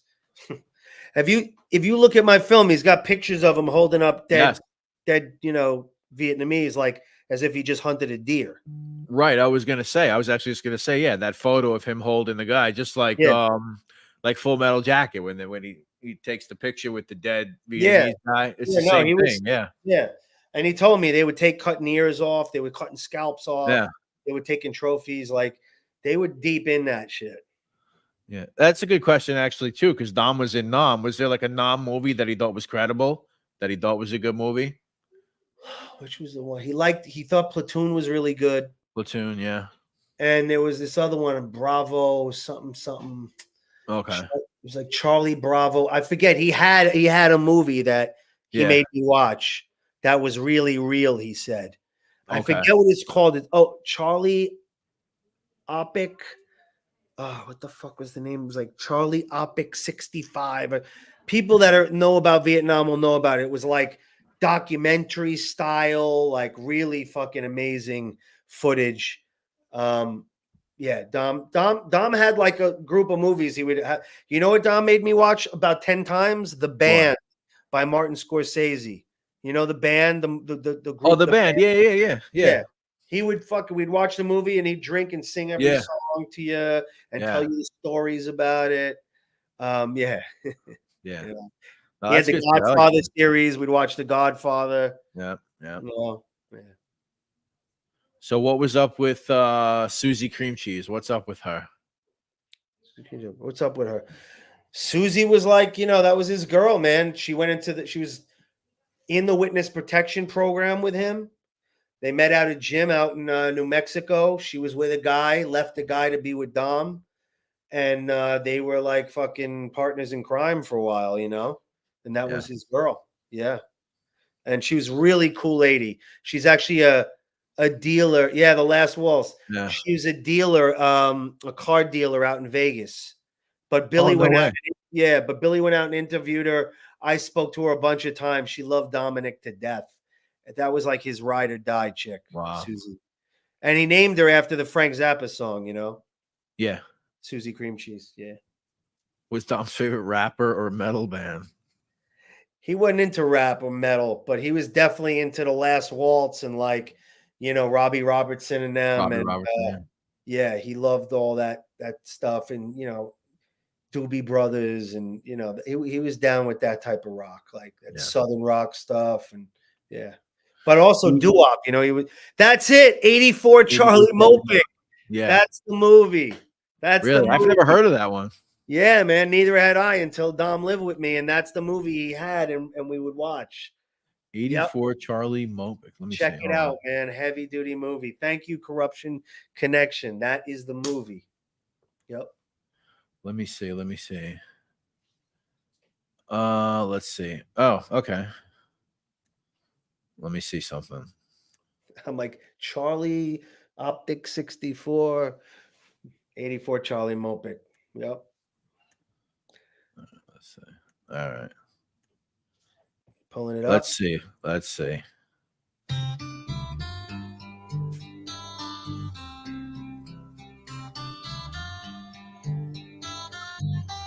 Yeah, you see how it's the 173rd Airborne? That was Dom's division. August 69, DASPO documentary. Lessons learned team, officer in charge, Lieutenant Cameraman,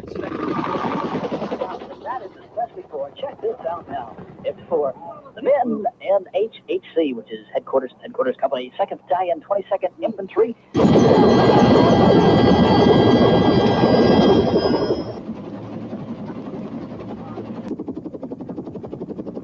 So Ross, is this a documentary or a movie, or is it like a? Yeah, I haven't seen it in so long, but it's like a documentary. Yeah, it's a documentary film, but I don't know if it was. It's like narrated and there's some stuff in there. I don't remember well enough, but I just remember it moved. Watching it a bunch with him. Like he had certain things, like I said, The Last Waltz, 84 Charlie Mopic. Yeah. There was certain movies or things that he liked to share, or we'd be drinking and he'd be like, let's throw that on again or whatever. But that was what he said was the most real thing done about Vietnam. Really? Yeah, you should check it out. I gotta watch that. Yeah, I could probably watch it for free on YouTube. I don't know if the whole thing's there, but very cool. It was very cool. Do you think Dom is a talented artist and musician, Ross? On the real, thank you. Oh my God, man, 100%. I mean, if you go to our channel and take a look at his artwork, he was a phenomenal artist. He developed his own unique style of patchwork art. He had a very delicate hand with his drawings. Were fucking phenomenal. And as far as the music, I mean, look, he was in a doo-wop band that was on the charts when he was a kid. And he could have went, oh, thanks for showing that, Brett. Yeah. Yeah. You know what? I had them. I don't know if I have them on the other thing. I have them for some reason as like backgrounds, but let me see. Yeah. But he could have done something for real, man.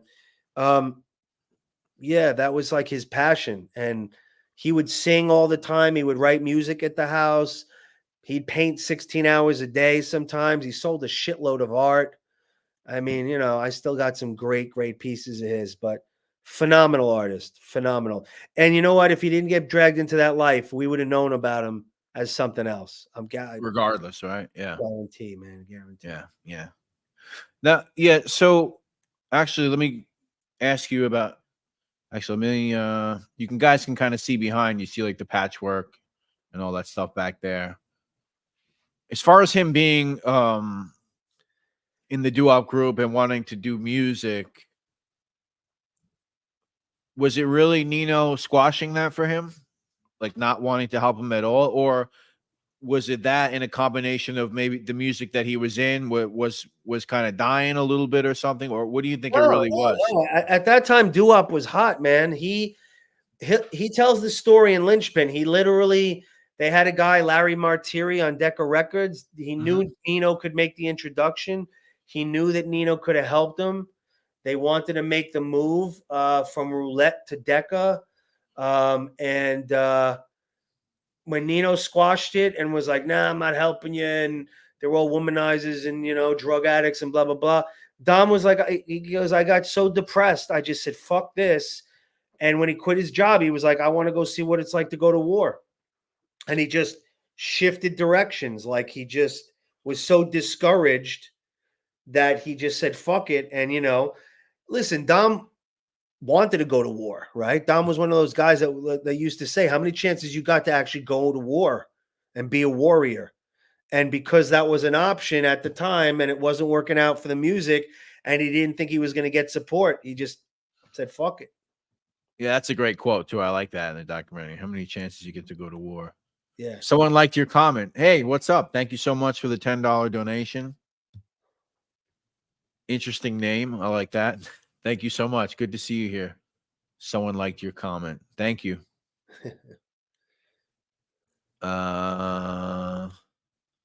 Personality, Minky, personality. I don't know if that's a question. What is oh, you guys are having a conversation. I guess Quentin, you're talking about Anthony Center. Okay.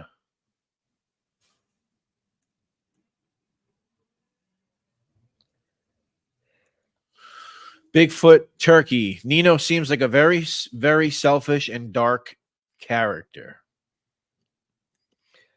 Yeah, without a doubt. Nino was a fucking user. User. Yeah, he used people. Yeah. Wow. Yep. Yep. So that nightmare, I guess, the one that Dom always talks about, that was really something recurring, huh? He was just. Oh yeah, about that. I mean, Dom had you know the famous nightmare that he's talked about many times with the Dominick crew. Yeah, but he had a lot of Vietnam nightmares, dude. Yeah, a lot of them. He would wake up and he'd be like, "I didn't sleep last night," and he'd be all fucked up in the morning and wanting to like hit a pint of booze with pills and just fucking all fucked up. That's a lot of shit, man. That's to go from one extreme to another extreme, right? Yeah, I mean, as he said, between the mob and Vietnam, I mean, the horrors this guy saw. I mean, in my documentary, he talks about after Hill 875, they had to collect body parts and they refrigerated them, and then they had to go through them and try to figure out who was who. So imagine like you're in a platoon and now you're going through body parts trying to figure out who your pals are. Yeah. That'll do your fucking head in. Yeah. You know what I mean? And it did his head in for sure. Big time. I think he had more trauma from Vietnam than anything else. So Ross's channel is Dominick Montiglio The Life, which features Dominick Montiglio. Roro G has been dropping the link. If you can drop it, Ro or Ruby, that would be cool. Dominick Montiglio The Life. And the name of the film is The Lynchpin of Bensonhurst. The Lynchpin of Bensonhurst. On Amazon or Tubi. Amazon or Tubi to watch The Lynchpin of Bensonhurst. So there it is, everybody. There is the channel link that Roro just put up. Check that out. Ross, do you think Dom should name on the wall in DC? I know he survived the war, but it slowly killed him. Well, that's, yeah, I mean. Yeah, I mean, I know that his name is going to be out in New Mexico. His kids, he's buried, he's going to have his ashes interned at one of the national cemeteries out there. Cool. So, yeah, that's cool. But we went to a bunch of different gatherings with his buddies in New York, Vietnam Memorial stuff. Drinking with the guys and going to see the one in New York City that had some names. And he would do the run. What do they call that? Rolling Thunder. Okay. Would do Rolling Thunder down to DC to that wall with the guys. He did that many times. I had pictures of him driving down there. So you would go with him to DC? I never went to DC to Rolling Thunder with him. He did that before I met him, but I went with him a couple times to New York City to meet up with his buddies for like memorial gatherings when they would all like meet in New York and they'd go to like a bar downtown and drink. Awesome. Awesome. I met a lot of his guys and they're in our documentary, Ben Whipple, Mike Cavanaugh. you know, they're in our doc. And I want to show you guys the I'll bring it up on the screen really quick. Dom, if you want to, what can they buy on the shop, Ross? So, like I said, guys, you could buy a poster on the shop. You could buy hats, T-shirts with a choice of different drawings or artwork of his that you could choose from. You know, Billy, you know, found a site that like you can kind of mix and match stuff. We tried to do it at a price point that's affordable for everybody. So if you go on our channel, you'll find the site, you'll see the merch. There it is. It's some paintings, it's his mugshot. Yeah, you know, there's a whole bunch of shit to choose from. That's so cool, man. Yeah, it's some cool stuff. I had my one of my live streams recently like turned into a complete art talk because I'm into that too, like art history and all that stuff, you know. Yeah, I'm looking at this. It reminds me of like Rauschenberg, something like that. You know what I'm saying? A little bit. I don't know if you're familiar, but I'm sure you are. Oh yeah, I am. Go to that top corner there. Sure. Oh, like yeah, see that painting there? That was good. This one? Yeah, the patchwork. Yeah, like you know, that really gives you like look at those images, you know? Yeah. They're incredible. That says 86th Street. Yep. Dom really put his life into all his artwork. If you look at his artwork, you really everything's in there. You know, there's a Vietnamese character in there, there's a gangster in there, there's all kinds of shit. There's So. And back to Dom being talented, like me, like being into art history and art and like being in the graffiti scene a lot and stuff like that. Like, you don't just like randomly come up with shit. Like this is like this style of him doing like these little patchworks, as you call them, these little images. Everything's telling a different story. Like that takes talent to even think of something like that, you know, to come up with something like that. Yeah, I mean, he came up with this while living with me in my studio. Like he just started doing it and was like, hey, and he started putting stuff together. It was completely unique. I see the surrealism right here. I don't know if you see my pointer. Oh yeah, without a doubt. Funny you see you that surrealism, that. So, like some Kandinsky thing or something going on. Yeah, I had a book of surrealism at my house, and I put it in the bathroom. And one day he came out of the bathroom with this book in his hand. He's like, "Yo, this shit's fucking crazy. This surreal stuff." And the next thing you know, he was like integrating it into his work. Yeah, that's totally it right there. I could see that. Yeah, for sure. Let me see if there's a couple of. So you got this one too. Is this like? Oh, okay, cool. So this is once again more. Yeah, that's one of his drawings that I have. Yeah, that's really cool. Look at that. Yeah, I love this stuff, man. Yeah, no, it's great stuff. So yeah, so you guys can get like posters, prints. These these are. This is fucking cool.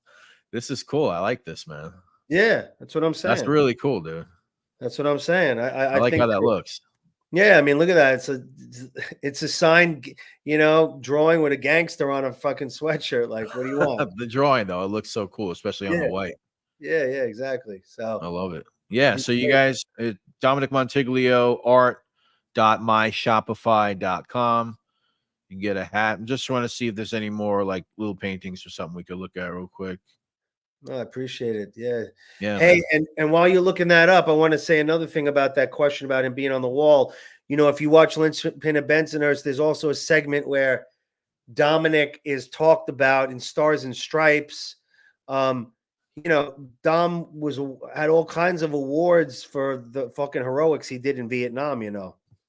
And there's an article, if you freeze frame the movie, you could read it about how he stopped a whole ambush that was going on and figured everything out. Like he saved a lot of fucking lives, man. Guy was a war hero. Yeah, I mean, I found old news articles about when he came back, actually. Yeah. Some stuff I found. Like I don't know if it was like Dominick Montiglio of Levittown, and it was just like kind of talking all about him. Yeah. Right. That's right. The mob definitely had control of music of 60s. Rascals all the time. We were under Sonny Francis. Yeah. That's interesting. Yeah, they had a lot, especially Columbus. They had a lot of stuff.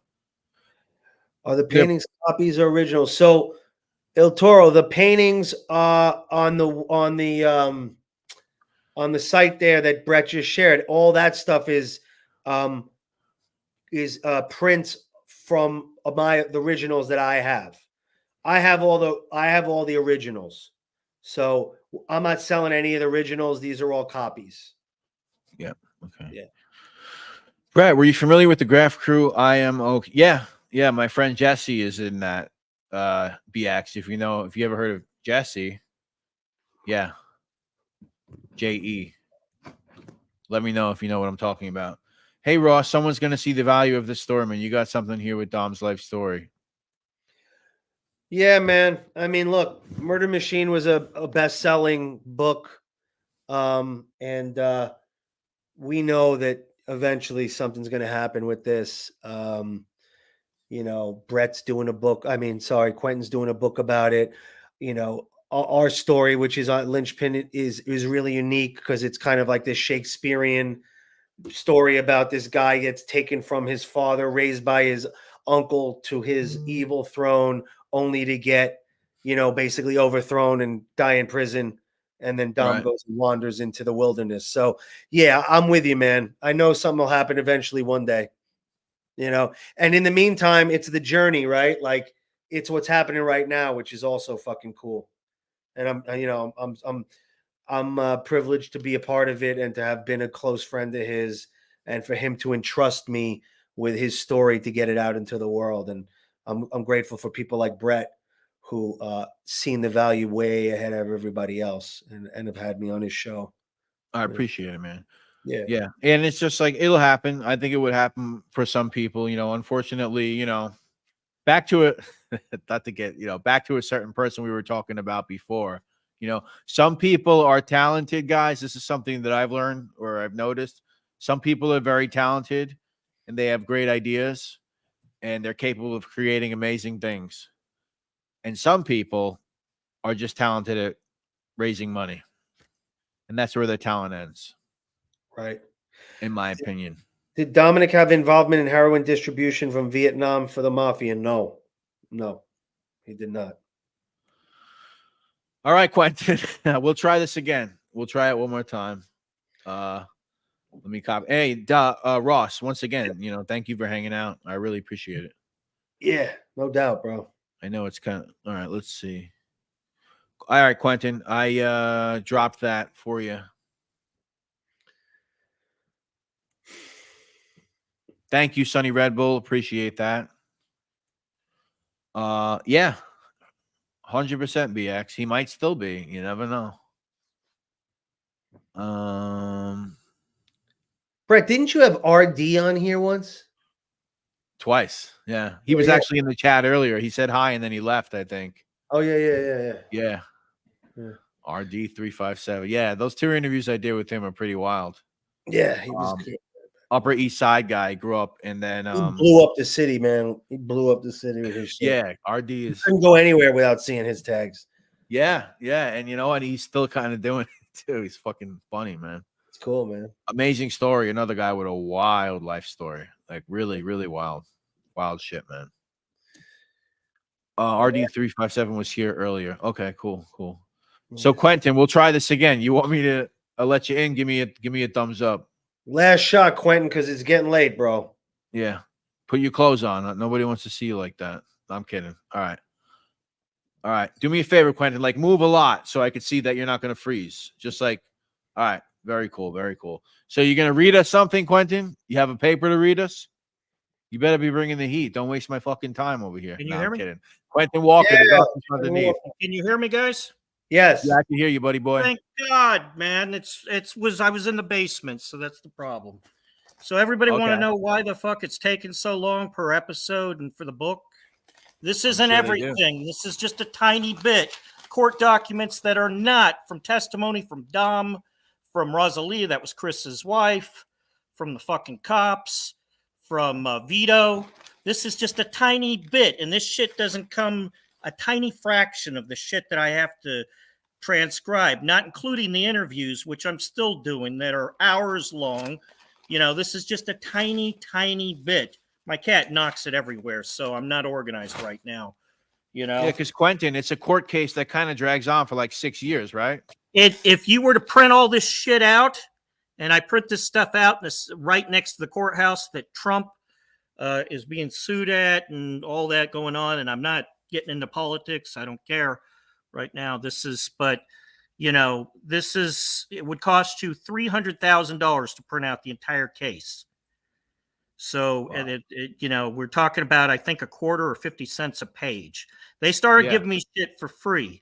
And anybody who goes in there who's connected to this case, which is so far only included, which has so far only been Henry's niece, who still hasn't come in, but she called. I know about it because I got spies in there everywhere. Because I'm a social guy, a gregarious guy, and I get along with the ladies in there and the guys that work in there. So they all know to call me if anything is in there. And as far as Anthony goes, it's only a maybe right now from telephone, you know, because he's dealing with a lot of heat. I'm not excusing anything Anthony did. I don't even necessarily politically agree with letting people out if they kill more than one person. You understand? So this isn't about excusing. I hate what happened to Sherry. You know, I'd be ready to fucking kill somebody myself if they did that to a friend. That being said, he's out. 2 people let him out. One was a cop from the Midwest who was in charge, according to Frank Bergola, who's pissed off at me right now. No, I shouldn't say that publicly. And then the other one, I think, is a lawyer. And he went through a lot of psychiatric testing, the Harris test. And I think he might actually be reformed. If he's going to be let out, I think people should give him a chance. You know, when you sit here and tell people you can never change, you know, don't give them a shot.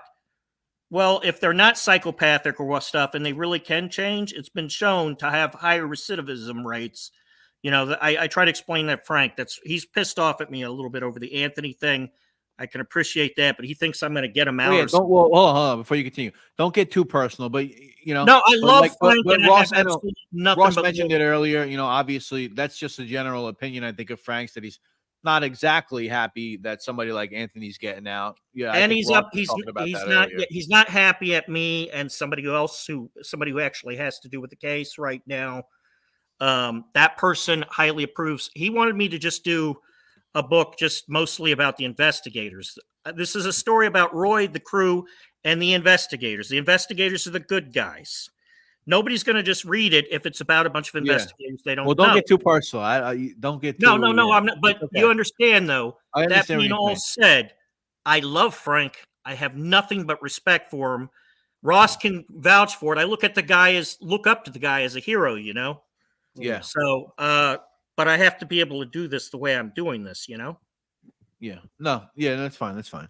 Understood. So you said you were going to so I know you guys have been trying to get so Ross, you spoke to... I've gotten so much shit my series. Ross, you spoke with Pete on the phone with Quentin, but you guys are trying to hopefully someday at some point get both of you guys on here. You know, Ross and Pete together to kind of come together and talk. 2 guys that have something kind of in common, which is the DeMeo crew.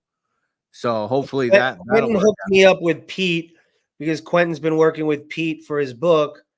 We had an initial discussion to see if he was comfortable to go on. Yeah. And so Quentin is trying to hook that up. And because you're also working with Pete, we're hoping that maybe the 4 of us can get a good connection and be able to do one of these things and have Pete kind of be the centerpiece to move around and ask some questions about the Dominick and the DeMeo crew. Exactly. Yeah. That would be cool. You know, that would be very cool. A lot of people would tune in for something like that. Wow, we still got over 100 people here right now. That's awesome. Make sure you guys subscribe to Dominick Montiglio, The Life. As I mentioned before, if you like Dominick's art, you want a poster or print, DominickMontiglioArt.myshopify.com. Roro has been dropping the link. Brad, Ross and Quentin, I love your channels. Late here in Ireland. I'm checking out. Bro's tired, full of beer. All right, G78. Thanks for hanging out, buddy. Thanks for the 1999. I appreciate you chilling. Thanks, it's late man. in Thanks for Ireland. checking it out, guys. Thank you so much. Yeah. You are the man. All right, all right. So Quentin's gone again. He All right. All right, Brett. Well, I think this was a good one, man. Yeah, I mean, we've had pretty much over 100 to 110 people here the whole time listening, hanging out. Cool. Yeah, it's been wow, almost 2 hours, just about 2 hours. Yep. Any last question? I'll get one more in for Ross before he has to go. If Ross wants one more. I would be real surprised if Anthony didn't unless he's paid. Yeah, man, I agree, Anthony. I think one of these guys is going to throw big bucks at him. That's my gut. Yeah. I think you're going to get a Patrick Bet-David type deal where they're going to throw a lot of money at him and get an exclusive interview. So, are you going to be putting out, or do you have any more stories of Dom's time in Cali? Yeah, for sure, man. Stay tuned. Billy and I will be posting more stuff on the channel. I lived with Dominick at this house in Long Island for a while where we did some painting in the summer. So we're going to release some funky, fun videos of me and Dom and a bunch of artists out there. And we'll also cut in some more stories of him when he lived out on that private island and was out in Cali and some of his escapades. So thanks for asking, and we'll definitely we'll do that for you, Bigfoot Turkey. Hell yeah, that sounds awesome. Once again, Ross Brodar. Did you freeze? Ross Brodar, guys, please go to his channel, Dominick Montiglio, The Life. If you want to watch the documentary, The Linchpin of Bensonhurst, Amazon and Tubi, Ross. That's pretty much the best way to do it. Yep. Amazon and Tubi. And if anyone's watching this after, I will put in the description links to the channel as well as a store where you can get an item of merchandise with Dom's art and other stuff like that. Yeah. All right, Ross, any last things you want to say? All I want to say is thank you, Brett, for having me on once again. I really enjoy coming on here and having a forum to talk about the channel and my interactions on that channel to promote my film and promote Dominick's life. This is good stuff, man. Let's do it again when we get Pete the Pick. Yes. And Quentin. And yeah, man, we'll stay in touch. Check out Charlie 84 Charlie Mopic. Hell yeah, definitely. Ian Petty, good. Thanks Ian, to meet good seeing you, brother, man. Let's talk soon, Ian. I'm going to call you this week. All right, Ross. Guys, hang out a minute because I'm going to hang out a little longer. Ross, thanks again, bro. Let's talk soon. Thank you, brother. I think this was awesome, man. Have a good night. Good night. Talk to you soon, Brett. Later. All right, guys. What did you think of that? That was cool, right? I think that was an interesting chat. I am still here, guys. I'll hang out for a little bit longer if you guys want to hang out for a little bit. Any opinions? Let me read some comments. Guys, if I didn't say hi to you tonight, I'm really sorry. My man Pete D, Vinny Boombots, of course. If I didn't say hi to you, I just wanted to like keep the conversation going and not go too much with the comments. Let's see. Pete D, Roro, of course, Vinny Boombots, Il Toro, Anthony Tavernes, Jared Sedaris.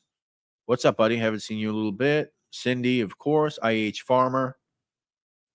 IH Farmer, yeah, I do the Patrick Bet-David voice. And hello, Patrick Bet-David. I haven't done it in a while, so I'm not going to attempt to do it now because my voice is already shot. I'll save it for Gunsmoke Show. Tavernes and Roro, what were you talking about before? You talking about something about graffiti or something? I got to go see. Oh, Michelle Curran. Sorry, I don't know if I said hi to you. What's up? Thanks for being here. You guys were talking about graffitis. Something about RD. What's up, Scott H? How are you, buddy? Baywatch, what's going on if you're here? I don't know if I saw you. Yeah, definitely. For sure. TVT, just TVT. The guy that founded the clothing company A-Life. If you know A-Life, A-L-I-F-E, A-Life, I'm not outing him. That's pretty well known. It's just TVT. Rob, I forget his last name. That's the guy who started A-Life. Oh, Lords of Brooklyn. Yeah, Anthony. Okay. That's what you were talking about. Lords of Brooklyn with Caves. Kaves. Caves and whoever else. I think Bay Ridge guys, if I'm not mistaken. Yeah, so in Brooklyn, someone liked your comment.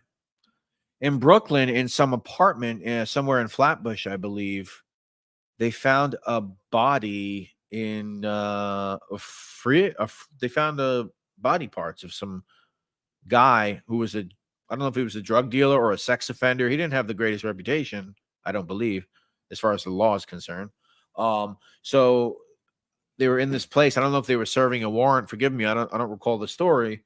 But yeah, in Brooklyn, they found some guy's body all chopped up in an apartment that the woman was like living in there with the body in there. And then I guess her fiance or husband or boyfriend or whatever it is, he's incarcerated somewhere else at the moment, out of state, I believe. But I think he's got something to do with it also.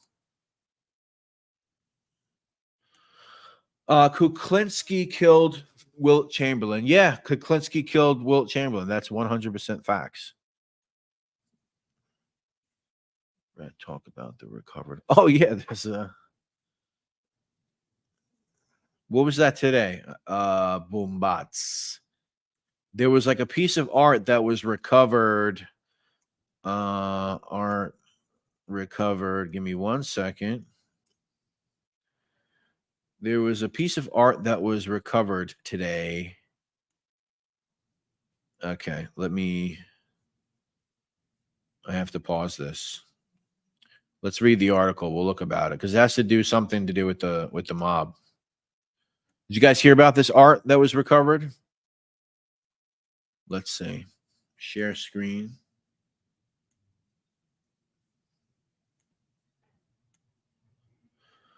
All right. That's an ad. An 18th century oil painting stolen by mobsters from a New Jersey home in the 1960s has been returned to the rightful owner after the work's whereabouts were unknown for decades, federal investigators said. The large piece, painted by the British artist John Opie in 1784, had been purchased in 1930 in London by Dr. Earl Leroy Wood for $7,500. 3 men with ties to organized crime stole the painting from the Wood's Newark home in the 1960s. Has been returned to the rightful owner after the work's whereabouts were unknown for decades. The large piece painted by British artist John Opie. I just read that. Jesus. 3 men with ties to organized crime stole the painting from his Newark residence in 1969, according to the FBI. The 3 men initially attempted to steal a valuable coin collection from the home. Instead, they stole the painting. One of them admitted to the burglary. And it also, this is interesting, the home's caretaker reportedly mentioned to Imperiali, who at the time served as New Jersey State Senator, that Opie painting was priceless. So that New Jersey Senator was somehow involved in this also. So there's the painting, the John Opie painting. The man testified that Imperiali told them where the painting was in the house and was in possession of it at that time, though he claims were never corroborated and politician was never charged. It was transferred hands due to law enforcement pressure of its whereabouts. Yeah. So this thing was thought, they say mobsters. I don't know. I'd have to look deeper into the case to see exactly who these mobsters are. But this painting was stolen in the 1960s. And the painting that the mob stole back in the late 60s. Yeah. And the guy actually got it back recently. He's still alive. He lived long enough to see his painting.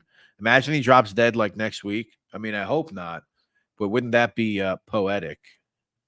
He got reunited with his painting and he dropped dead. Sorry. It's a nice painting. It's no Whistler's Mother, but it's a nice painting. I love stories like this. Yes, that's what it was. And they did the Atlanta Braves chop to take it off the wall. They were doing this. Oh, and they took it off the wall. Quentin, are you back? It says device not connected, Quentin. But if you're back, let me know.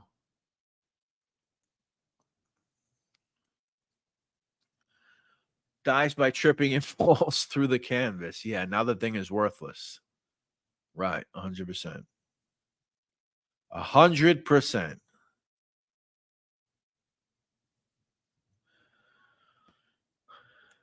Iceman shot Lincoln. Wait, that was Sheeran. Yeah, I think they both did that. I think they both did that at the theater over there.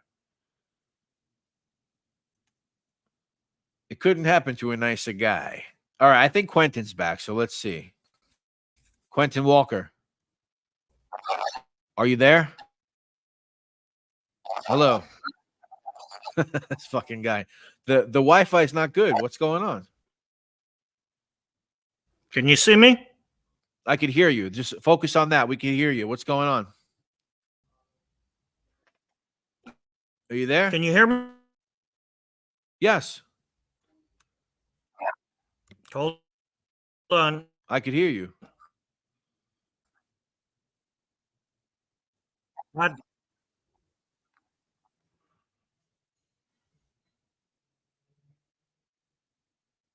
right. Oh, fuck.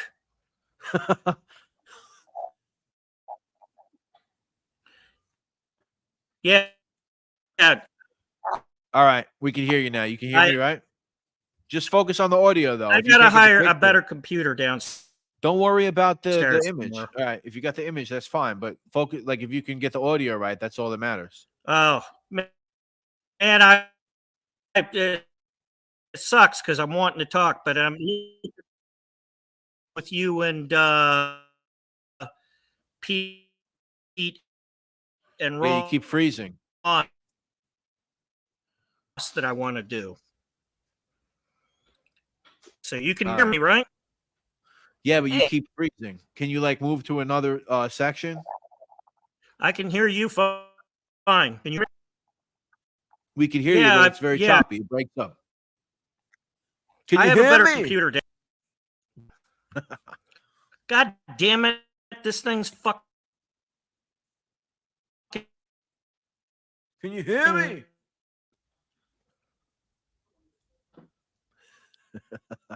All right, we lost Quentin again. Giles patron Saint Demio. Okay. He's chewing a concrete truck driver out. Rob Jean's Wi-Fi. All right, I'm gonna put that. All right, let me see. Let me see if Quentin comes back. Let me see.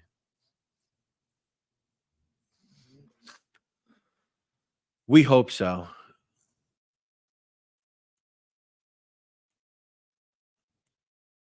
Did you guys see the last video that they put up on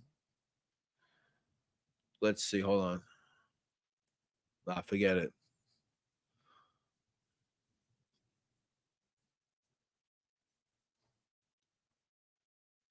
Yeah. Who was the New Jersey senator? Frank Farley? Oh, what are you talking about, Scott H? At that time when the painting was stole? I don't think that's the guy's name. Wait, so Kuklinski and Sheeran were on the Lincoln hit with Hermondi and Gianni Rose? Yes. Yes. I don't know why you would out that. Are you like some kind of rat, David? It's messing with his internet. Yeah, seems like it. Yeah, Quentin has some good stories. God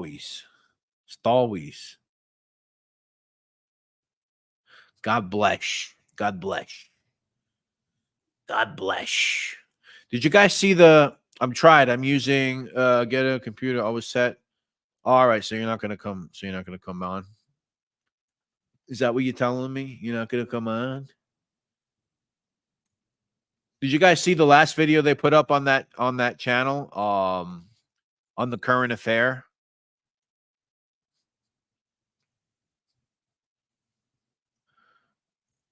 Let's watch that.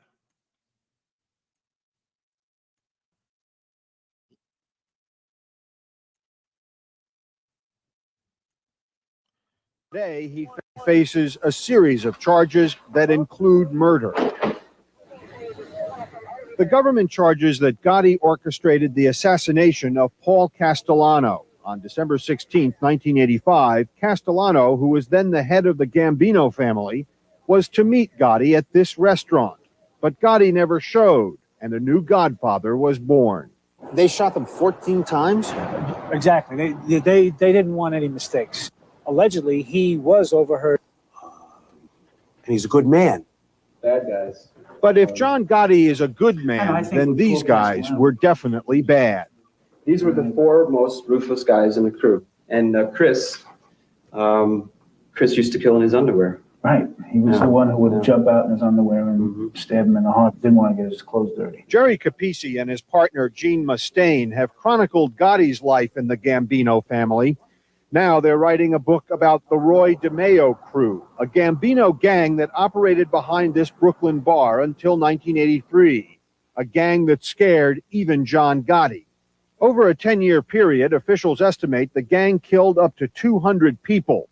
Their meeting place was known as the Horror Hotel. This is the Horror Hotel. This was the place where the DeMeo crew chopped up the bodies of their murder victims and packaged them and shipped them off to the dump. They disposed of a couple of dozen bodies here. The Horror Hotel? Horror Hotel, right. Check in. Never get out, that's right. This woman still goes to the bar and remembers the crew.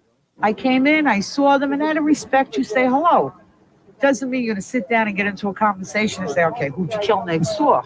People came in, they were shot in the head, Yeah. and then they were stabbed in the chest, and then dragged into the shower. All the blood was drained, and then they had a pool liner on my living room floor. Their bodies were cut up and then disposed of. Most of the DeMeo crew is now dead or in jail. The Horror Hotel is now just an apartment where Debbie Doyle lived. It's just like living anywhere else. It just bothered me the first night when I read about it in the paper. What bothered you? All the blood that went down the drain from the bodies. You know, I kind of felt eerie when I took a shower. But other words than that, it really didn't bother me because I feel when people are dead, you're dead. Nice place to live now? Yeah, it's the rent is cheap. Can't beat it. In time, they became sort of the mafia's execution squad. This was methodical murder, dismemberment, just like you and I go to work, these guys would go to work and chop bodies up. I mean, I can't conceive of it. I can't conceive of someone doing this so cold-bloodedly, so methodically, and so calculatingly, and not having nightmares and not wanting to run away from it. Dominick Montiglio did run away. Montiglio was raised by his uncle, Nino Gaggi, to be a hood and a member of the Gambino family. It festers inside you, because this is something that you really have to swallow. Like, this is a different world. They have no idea what it was like to really be a gangster. In time, he became the watchdog of the DeMeo crew. He says he never killed, but he knew what was happening. To hang out with Roy and Joey and Anthony, Henry, Paulie Pinto, Chris, Pedro, these were not like the norm in the life. In the life, they were scary people. Eventually, he testified against the crew and his uncle and put them away. Today, Montiglio is in hiding, but he gave taped interviews to Gene Mustaine. You had lunatics running around the street. These guys made them look like Mr. Rogers. It's like, it's a beautiful day in the neighborhood. I mean, guys like Anthony and Joey were scary people. Is there a mafia? I'm asked that all the time. And, Hundreds of doomed. Is there a mafia? Good answer. I guess that's the type of guy you'd want to be your lawyer, right? BK Sal Crook, what's going on, buddy? Thanks for being here, man. Good evening to you too, sir.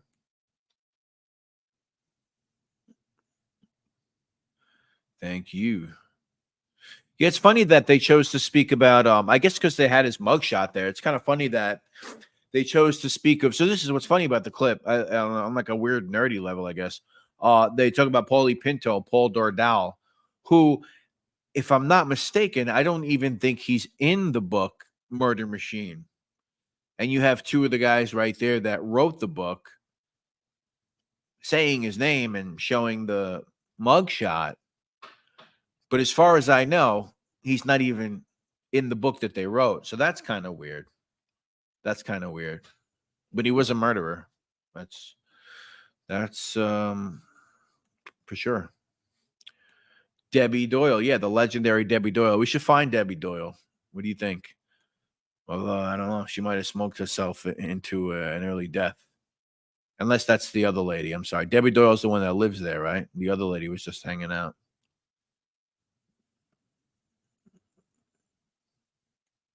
Of course. The legendary Debbie Doyle.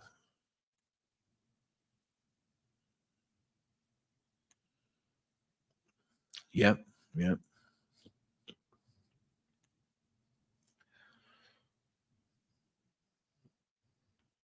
Could be. Could be. I guess it would be a good reason, right? Who is this Paulie Pinto? Not in the book. Yeah, so Paul Dordal, yeah, he's not in the book. And Quentin knows a lot more about Paul Dordal than I do. But as far as I know, Paul, I can't talk. You see, this is what happens.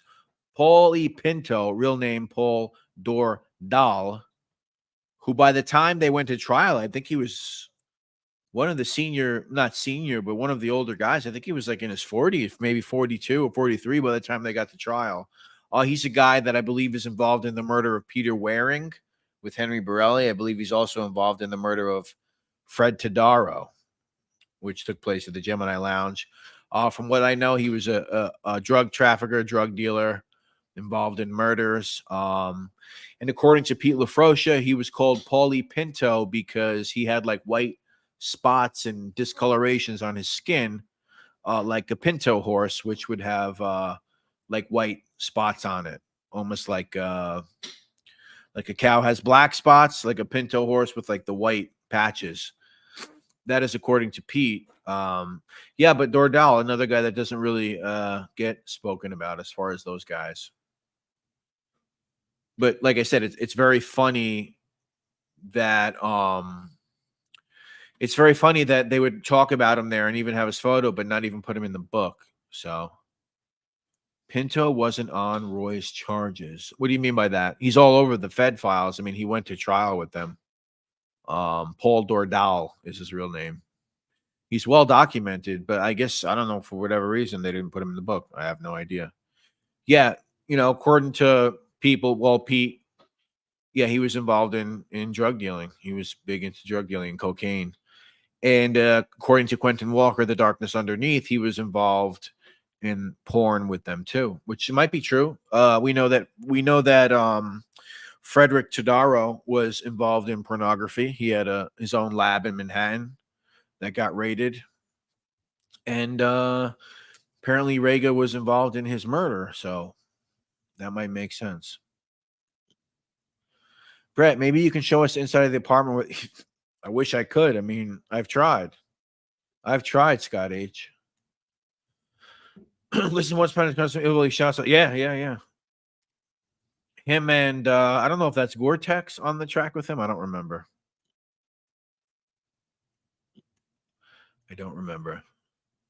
Take Gunsmoke with you. Well, I asked Gunsmoke to come with me on one of my things that I'm going to be filming in the Bronx.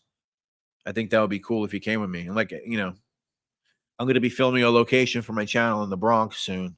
Something that I don't think anyone has ever done.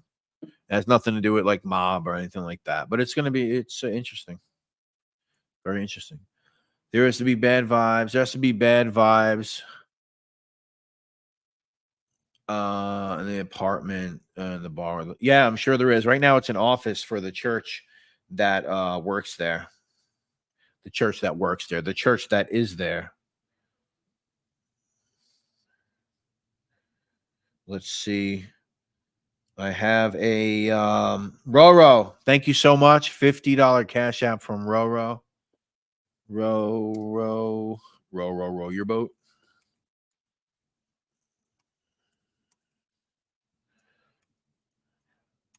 Thank you so much, Roro. You are the greatest. Not only for helping with the moderation, which you are the best at, but also your generous donations. Thank you, Roro, so much. Alyssa, $10 from Alyssa. That is my beautiful, lovely fiance donating me $10. donating us. Thank you so much, Boo. What's the next? So I got a few things, corruption, that I've been working on, non-mafia stories, but for like the location ones, I don't want to say right now what they are. One of them's in Brooklyn and one of them is in the Bronx. I'm usually not that type of guy. I don't want to say, but I kind of don't for some reason. But they're going to be cool. I think both of them are two things that no one has ever went to film the locations of. One of them is really interesting, and I'm surprised that no one's ever done it. But, you know, thinking about it, not a lot of people, of course, you do it, corruption in Vegas and when you're in New York, but not a lot of people actually do the walking the neighborhoods, going to these locations of these crime scenes to see this stuff. There's a few people, there's a couple of really big channels, but it's not really, as far as New York City, there isn't like a whole lot of people documenting it and actually going and filming and putting it on YouTube. There's a few, but it's not like, I don't know, maybe it's not a huge thing, or at least I don't think it is. BK Sal Crook, thank you so much, my man. Thank you so much. $20 from BK Sal Crook, Brooklyn legend, BK Sal. Thank you, buddy. I really appreciate that. And thank you once again for what you helped me with recently, with getting a little permission to post something. I really appreciate that, bro. Thank you, buddy. And I saw some cool pictures on Instagram today of your, I don't know how much you really talk about it, but some of that stuff that you used to do. Really cool. Whoa, just remembered, I saw the new Joel Rifkin doc a few weeks back. Did you see it, Brett? Was that the one that the Oxygen channel did? Because if that's the one you're talking about, I haven't seen that, but I want to see that. And if it's not the Oxygen, let me know which one it is.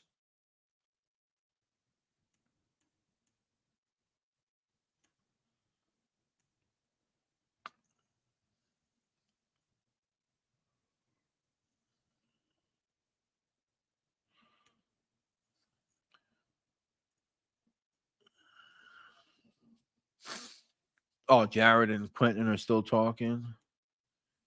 That's awesome. Looking forward. Yeah, you're right. There's not too many who do on-site stuff. Yeah, I think so. Corruption. It's like a lot of people. Some people have become very prolific at just walking around. Generally, just like walking, like Action Kid and guys like that, which are awesome. You know, they'll just walk around like, I don't know, Bedford Stuyvesant, walking around Bed-Stuy, and it's like an hour or two video of just walking all around the neighborhood. That stuff's awesome. But like really site specific and showing pictures and telling stories, and you know, I don't know if there's that many people that really do it. I'm not sure. It's an A&E documentary and it's new, because I thought the last new one was something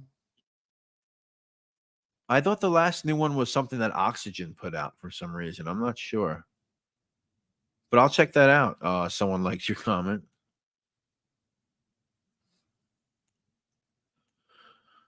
Brett, was there a father and son from Florida that got involved with the Gemini crew dealing coke, and both of them ended up disappearing?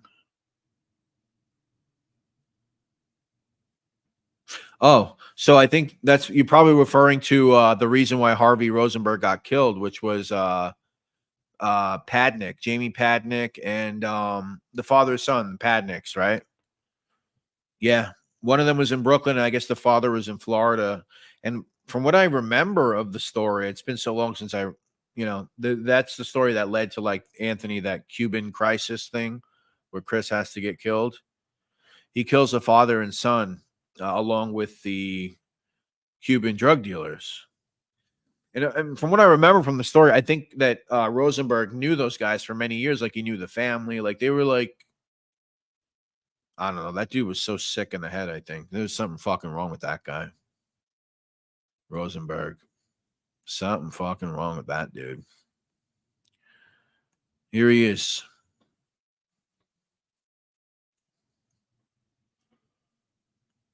I have these from the last interview with Pete up.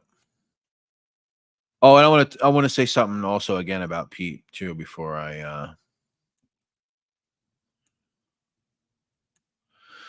It's not we're preserving history. Years some people look at these videos and make you say, wow, it looks different. Yeah, man, 100%. That's like why that's why probably you do it. That's why I do it. Just to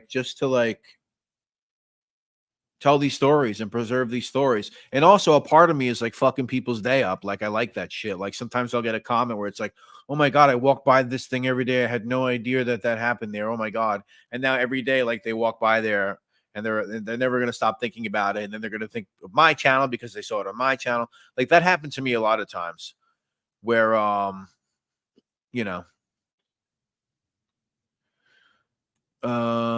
yes, but I don't think that's why Chris hit. You know, that crew killed some Cubans. That's another. Oh, yeah. I don't know. I'd have to think, Anthony. I guess there's so many you forget.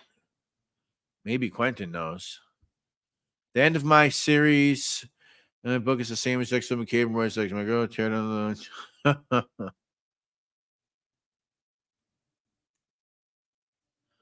John Wayne Gacy's boyfriend. Ross seems like a good guy. He is a good guy. Hey, what's the name of that actor that's in your thing? I forgot his name. He was in way before. I don't even know if I was alive. He was in that show or whatever as like a weird looking kid. He's got like a funny name, right?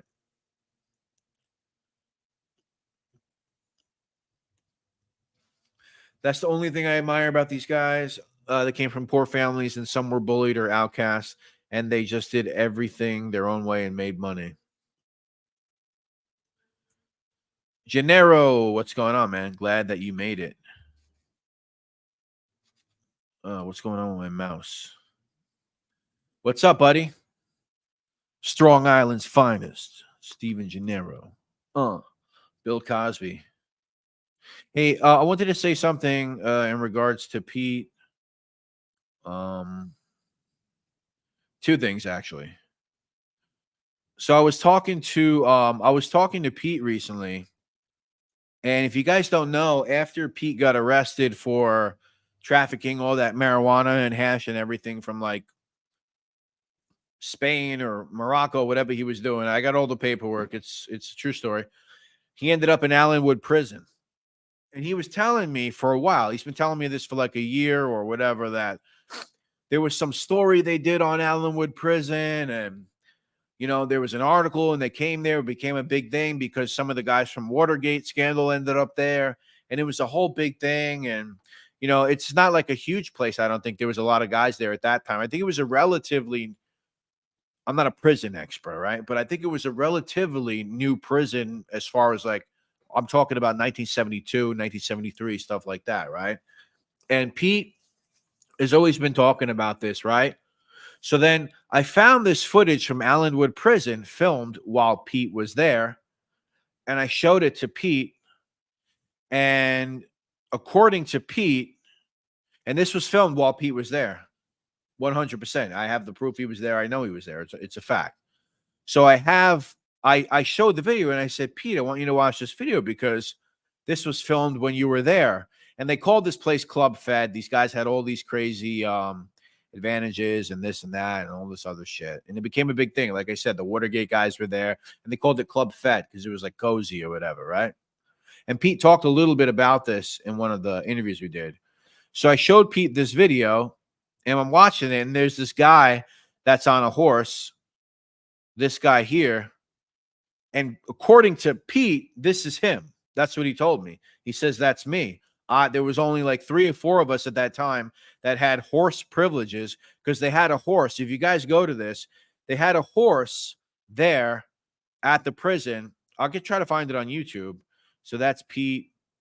Obviously, that's Pete. That's Pete. And he was telling me that this is him on this horse from this 1972 Allenwood prison documentary. What do you guys think about that? I'll try to find it on YouTube right now so we can watch it.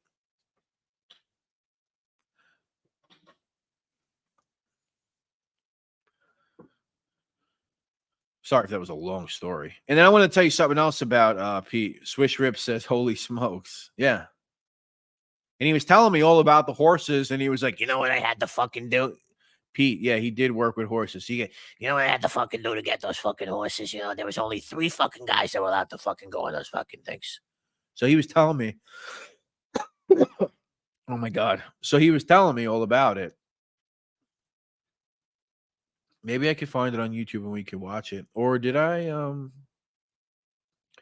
Pete is legit. Only in federal prison, yeah.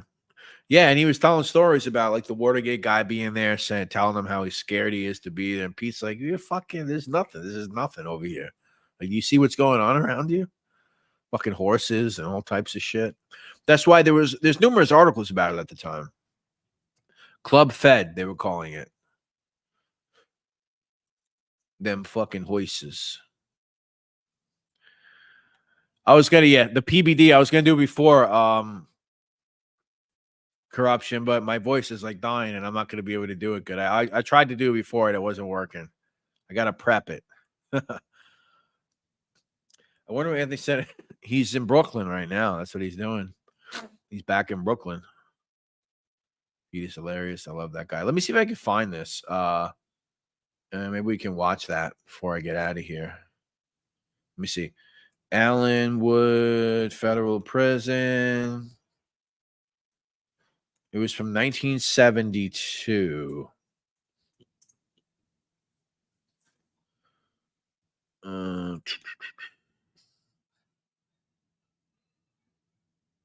74. I don't know. I don't want to waste too much time doing it, but I'll get it, and we'll watch it. Unless I still have it. I might still have it saved as a file from last time. Let me see. Hold on.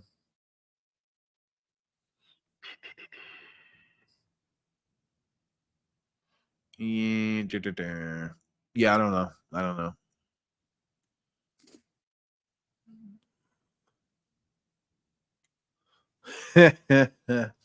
Yeah, I wonder how many people in this chat actually know what you're talking about, Anthony. I'm sure there's some of them. Go sell a lizard.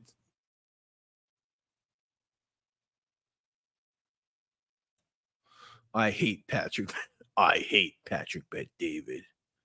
Whenever you do any imitation voice in your storytelling, it's true. Oh, thanks, buddy. Yeah, they're fun. I like to do that. You know, what influenced me with that too was Quentin, because Quentin was doing that shit, and I thought it was so cool to like act stuff out.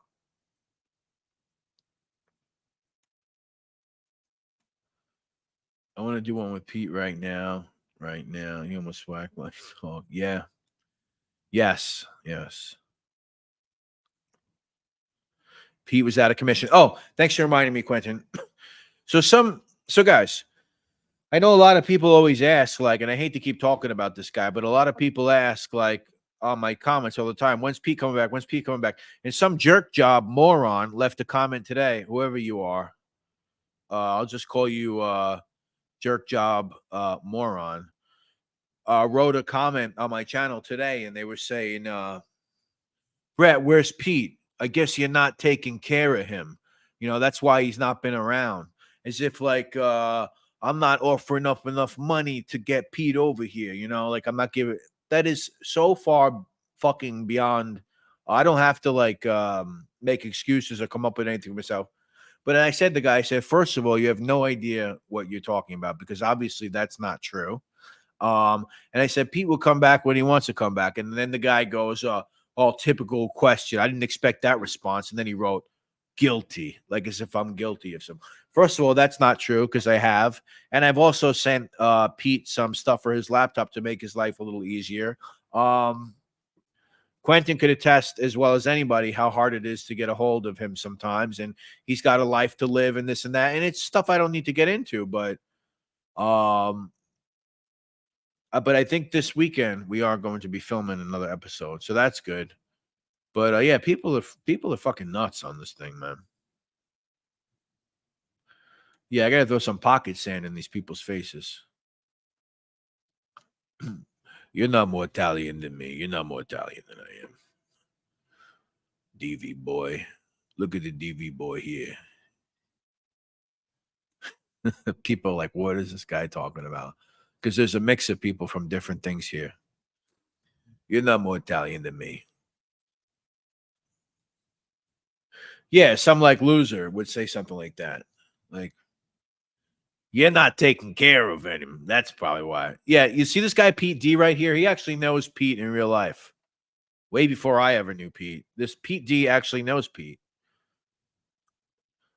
Pete goes MIA on everyone. There you go. Actually, me and Pete D had a conversation about this like 3 weeks ago. Like a text conversation. Yeah. So to that jerk off that left that fucking comment, shut up. Some of my bitch. Any plans this weekend? I did, but I think I'm getting rained out. Tomorrow I have to go out, and Sunday I was going to try to film, but I think I'm going to get rained out. I have no idea. Simp Sicilian. I'm 100% simp Sicilian. Go sell a lizard, all right, guy?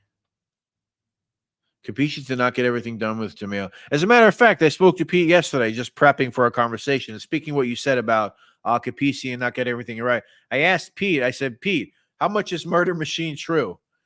I said, is it, 50-50? Is it this and that? And he goes, To be honest with you, I'm going to say, to be honest with you, I'm going to say 60% bullshit, 40% true.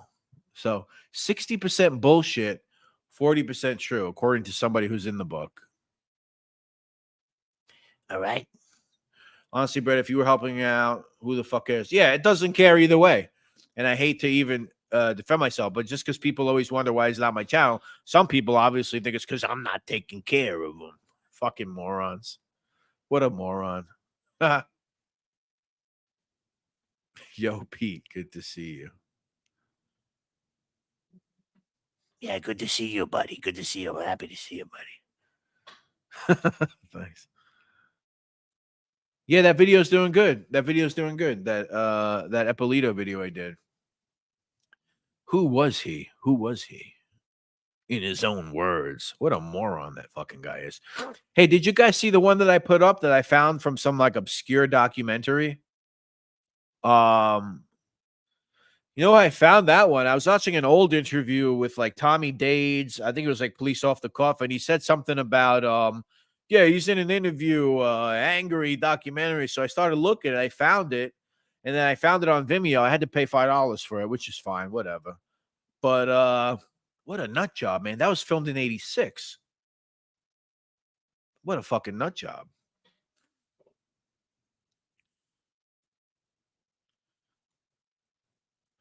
Next time you talk to Pete, you got to do to him like Silo. You guys know what I'm talking about with that Louis Ippolito clip from him in the 1986 documentary Anger? Actually, Quentin, you would love this shit because I know you haven't seen it.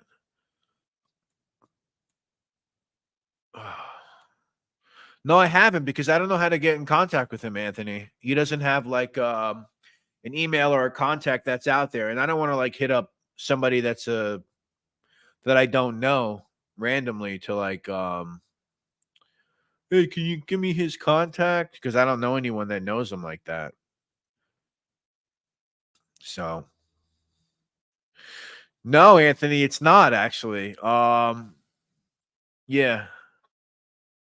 It's not, Anthony. It's something else. So Sally Jesse Raphael, Anthony, that was in 1992.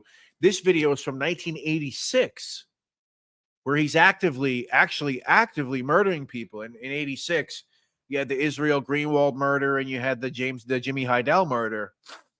And he appears in this weird documentary, Anthony. And the reason why he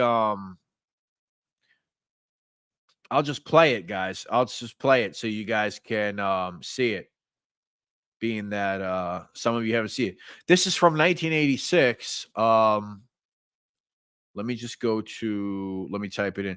So when I go to my channel on YouTube, for some reason, if I go, it takes me to my YouTube studio. I don't know why. So let me. Okay. All right, Anthony, I'm going to play it. This is from 86, everyone. Keep in mind, he is actively murdering people for Anthony Gaspipe Casso. And obviously Vicamuso, but, we always say Casso because I think that was the real connection there. Present. Share screen. All right. You guys, check this out. How fucking weird is this? Hello, everybody, and welcome back to NYC Crime Spot. Today I have a piece that I'm willing to bet many of you. So It is a clip of Louis Eppolito appearing in a 1986 documentary titled Anger. And the short of it all is that the filmmaker Maxie Cohen put out an ad in the Village Voice looking for people who were angry. Louis Eppolito would be one of the people who would answer the call. I will put the full description of that documentary in the description of the video. In Eppolito, he had already participated in the murder of Israel Greenwald. He might have already participated in the murder of James Heidel. So I'm just like, this is a really quick video. I'm just letting you guys know in the beginning, you know, it's filmed in 86. So this is really what he was up to. So check this bizarre. And of course, he had more. Very bizarre and interesting. He is, and he doesn't hide it. My name is Louis Eppolito. I'm a New York City detective. I've been working in the police department for 17 years. I've gotten over 175 commendations for bravery. I have 2 Medal of Honors, 2 Medal of Merits, 2 honorable mentions, 16 Medal of Valors. On the 27th of November, my partner called me up at about 6:45 in the morning and woke me. He says to me, "Have you seen the paper today?" I says, "No, I By the way, his partner he's referring to is Stephen Caracappa at that time. haven't." I went downstairs and I opened the headlines of the Daily News, said, "Mob Big got data from cop." And at that time, I lost my stomach. I've been in 7 gun battles in the streets of New York. I stood alone when the Black Liberation Army were killing cops, and I fired my gun with 7 of them. There were over 44 shots fired at me. I had no fear. I've taken people out of places with cocked shotguns put in my mouth and told me they wanted to show me how to die like a man. And I said, "If you have to pull the trigger, do it." I had no fear. I've gone into burning buildings and taken out people and had no fear. When I saw those headlines, I lost my guts. I said, "This is it." My whole career shot right down the tubes. They had my home watched for 6 months. They had me watch wherever I went for 6 months without my knowledge. They evaded my telephone. They had that tapped to find out who I was talking to. All these facts were made known at the trial. I was found completely not guilty. This investigation killed this individual that's speaking right now. It killed me. I'm angry enough right now that if I saw something happening in the street, possibility I wouldn't do a goddamn thing about it because it's none of my fucking business. You let another guy handle it. I was never like that. I loved what I was doing. Now I wouldn't do shit. I will not go any further than, "Can I help you? What is this in reference to?" And that's it. No more. I'm sorry, I'm going to bring that back because I just thought that was too funny. Tapped to find out who I was talking to. All these facts were made known at the trial. I was found completely not guilty. This investigation killed this individual that's speaking right now. It killed me. I'm angry enough right now that if I saw something happening in the street, possibility I wouldn't do a goddamn thing about it because it's none of my fucking business. You let another guy handle it. I was never like that. I loved what I was doing. Now I wouldn't do shit. I will not go any further than, "Can I help you? What is this in reference to?" And that's it. No more will the city of New York get from me what I gave. Can you believe that? How fucking crazy is that? 86 that was filmed. So he was a cop for 3 more years after that, actually, too. But I don't know if they saw that because that was like a really obscure film. Yeah, Anthony. So who knows if they even saw that thing? Because it's like a little weird little film that's not like, it wasn't like a major release thing. He answered an ad in the Village Voice, an ad looking for people who were angry. So Louis Eppolito said, "I'm the type of guy that's pretty angry." So I want oh my God. Nothing worse. Yeah, I mean, especially at that level. Oof.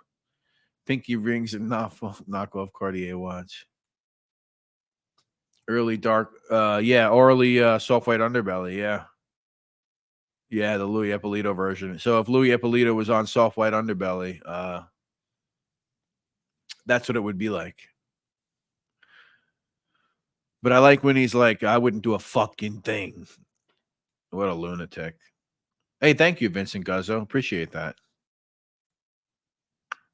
You're welcome, Anthony. I think it's an interesting little piece of history there. Someone, Louis was tough. You didn't last long, he would get winded. Yeah.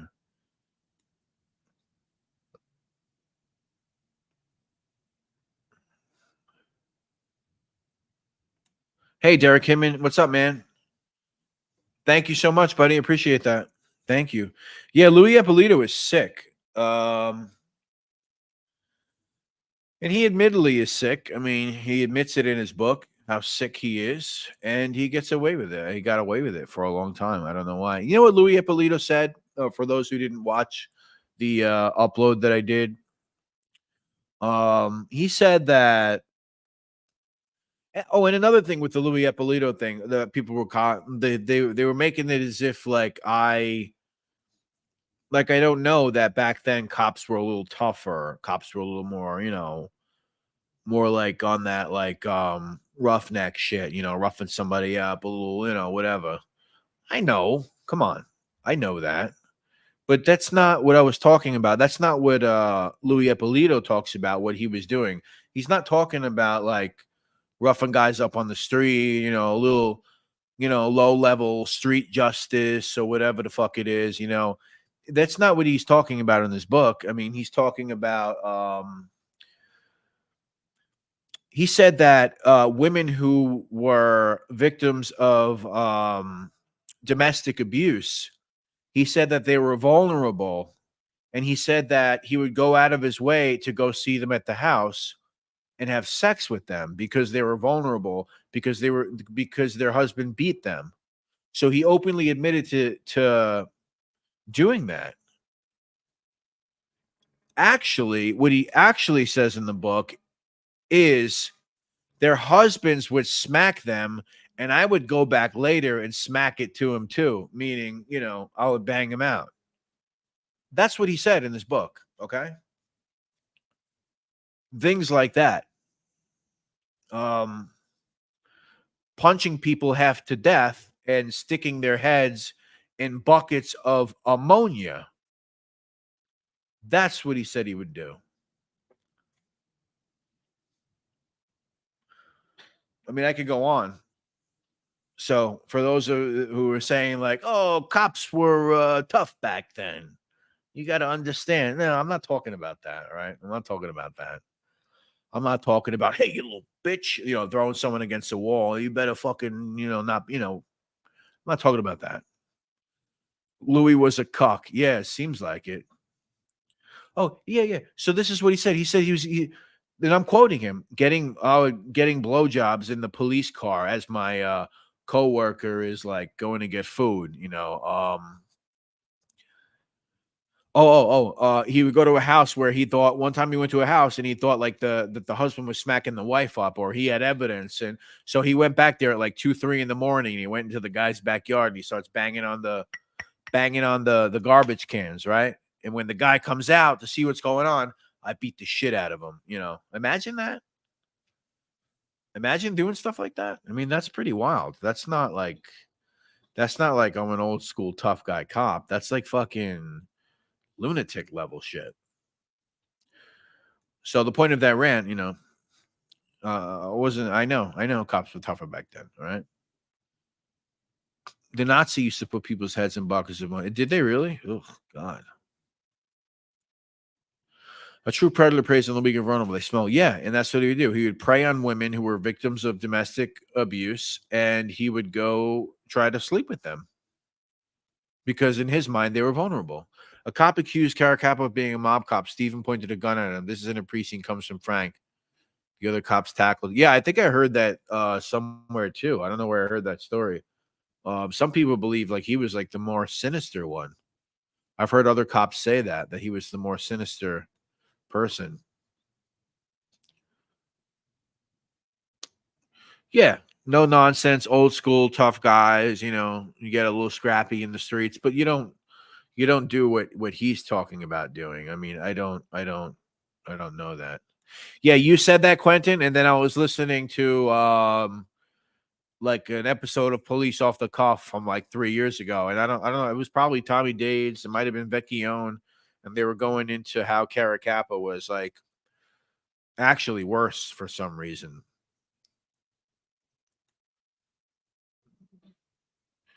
Yeah, at one point, I think in 79, they teamed up in a robbery squad, so they weren't forever. Tommy Days is a tough guy cop, not his murderer. Not his murderer. Maybe you typed that wrong, Gennaro. I'm not sure. Louis dumber than rocks. Yeah. He seems really fucking off it. Cop by day, hitman at night. Really no surveillance back then. Yeah. Yeah. Mm-hmm. Hey guys, I recently found some rare footage. Well, I don't know how rare it is. I guess it's rare. I found some footage of one of their murders recently, actually. If you guys want to see that. If you guys are into that sort of thing. You guys want to see some Brett, what's weird is that you said about sticking heads of people's barrels of water. There was a guy that was big in private sanitation that was known to do that. Oh, is that right? Interesting. Interesting. Yeah. Wow. Yeah, he talks about it.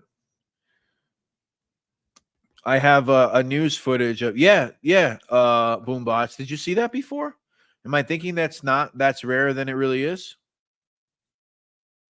Because the stuff that I found, it was really graphic. It was like actual video, and they show his body, and they're like flipping his body over and putting him in the thing. If that's not as rare as I think it is, Mini Boombots, let me know. Because I don't want to come off like I'm showing you guys something exclusive if it's not.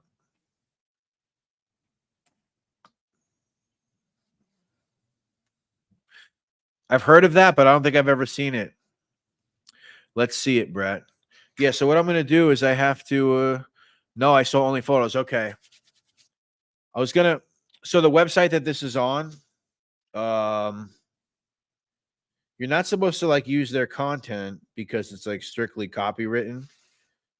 And I decided to be a nice guy and not steal it, but their watermark is all over it anyway, so it looks like shit. But I want to show you this. And it's funny because the way they identify it is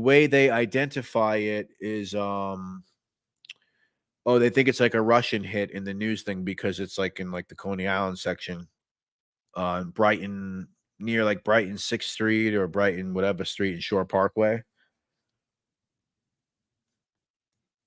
Is that true, Gennaro? Wow. Really? All right, guys, I'm sorry. I have to find this on my phone first. Oh, you know what, guys? You know what? You know what? I actually downloaded it from the website. So let me send it to my Gmail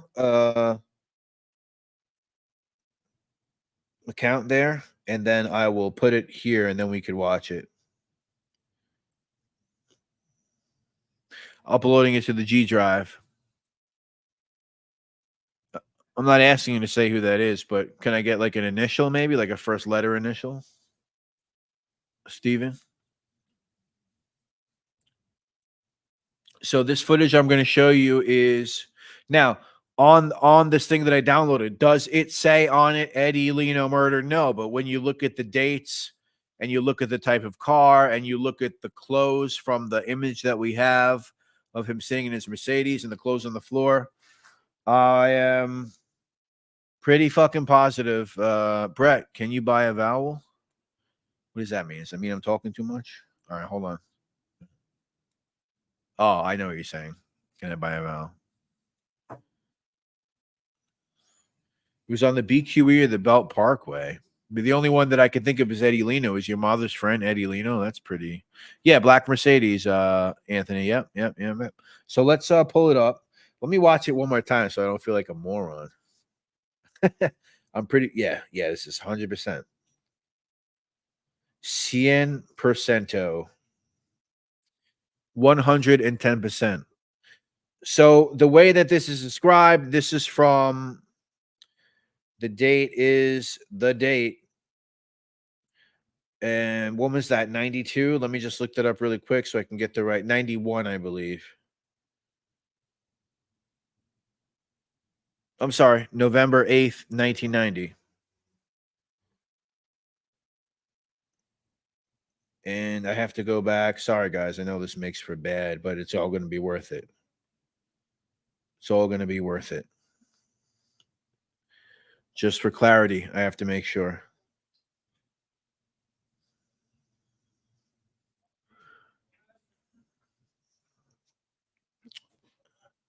Just to make sure, guys. Hold on. All right. So they have. Okay.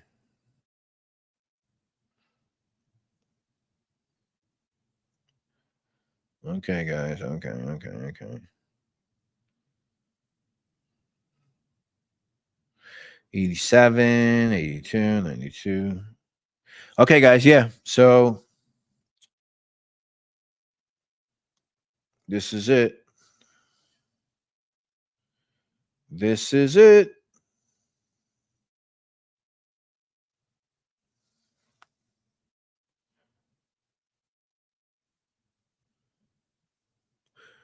You'll tell me on IG? All right, cool.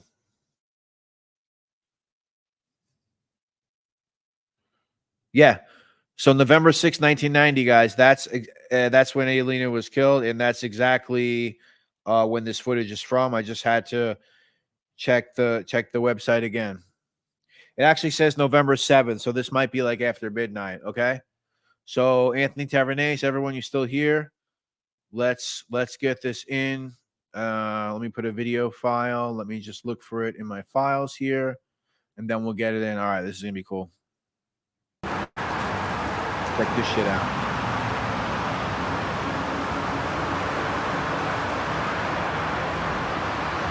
Thank you for the date, Roro. Check this out, guys.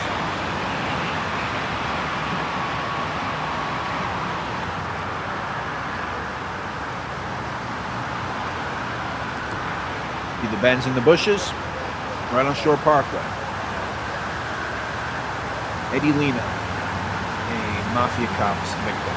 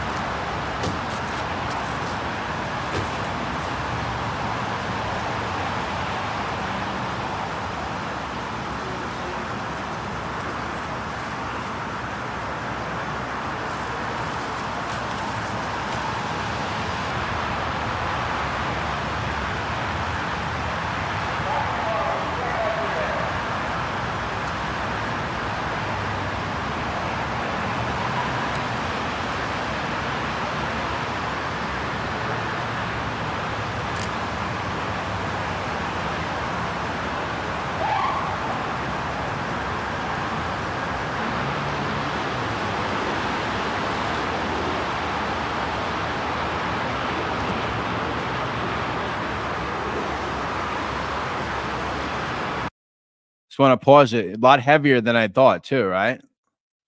But when you look at the only other photo that's available, it's the same clothes. It's the tan shirt, the dark pants, and it's the same date. It's the black Mercedes. I'm just a lot of naysayers around. I'm just giving you guys more. This is definitely who I'm telling you.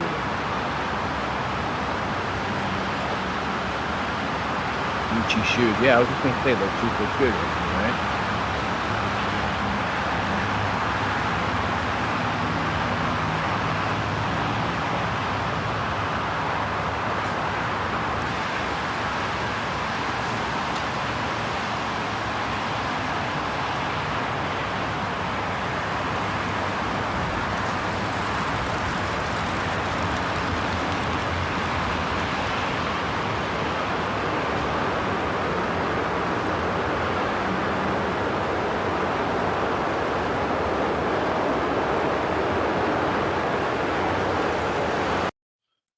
Going to pause it and remove it for a second. I'll put it right back. Somebody said, whoa. Bruno said, never seen this before. I'm sorry, I should have said something before. If you guys don't like this type of content because it's graphic shit, please don't report me, please. If you don't like this, I'm sorry that I'm showing this, but I gave enough context, I think, before that you guys knew what you were about to look at. A lot of people have never seen this. I've seen it for the first time recently. New York City Crime Spot exclusive content that's not even mine. So here we go. Let's add it back to the stage.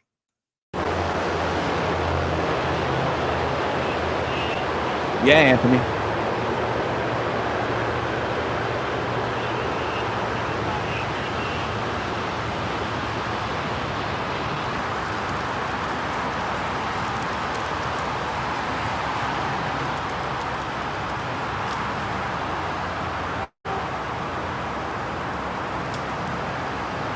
you when you turn around.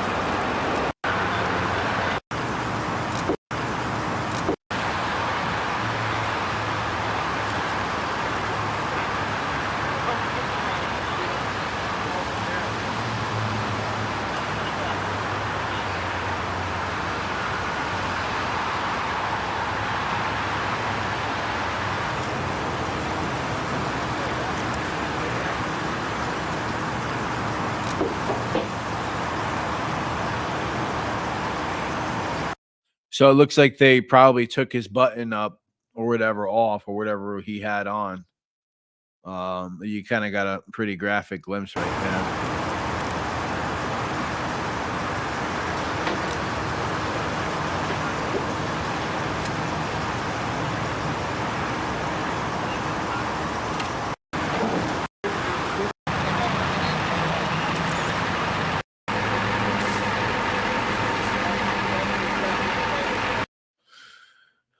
RZS 454. So that's it, guys. That was the Eddie Leno murder scene. I know a lot of you guys probably never saw that before. I thought that was very interesting. And you know what's also interesting about that is that where that happens on Shore Parkway, right there, is basically right where Louis Ippolito's uncle and cousin were killed by Roy and Nino and them. Basically, almost the exact same spot. Just not crashing into the fence, just on the street by the sidewalk, which is interesting. Big body Benz. Yeah. Yeah. Yep. Oh, Greg, what's going on? Greg Chiernikowski. What's going on, buddy? Don't be breaking any buttons tonight. Sad. I don't know. Sad. Just a part of life for somebody like that. For somebody like Alino, I mean, he's done it to others, you know. I don't think there's any doubt about that. So, I guess sad in the sense that people are willing to do that to each other. Yeah, but it's just, I don't know. It is what it is, I suppose. Sad that you would have two detectives doing that. True. Yeah, he must have got big. I mean, you know what? There's a photo of him that I've seen where you could tell he's definitely not skinny by any means. He has like a little bit of a double thing going on, and you could tell he is a little, you know, not skinny. But maybe at that point he could have possibly have blown up a little bit. Yeah. Nice Benz too, huh? No, Brooklyn, Roro. Brooklyn, right on the side of the belt. Shore Parkway and I don't know if it's like Brighton 6th Street, Brighton 7th, something. Brighton and Shore. Right there. And that's why on the description on the website of that video, it says possible Russian mob hit because it's like bordering like Brighton Beach, like Coney Island, kind of that area. So I guess they might have thought that it was some Russian shit. Imagine guys' reaction later on in prison when he found out. Yeah, think about that, right? Right.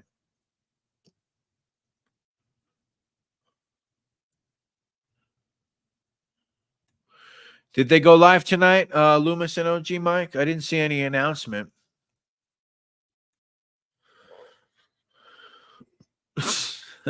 Yeah, I guess so.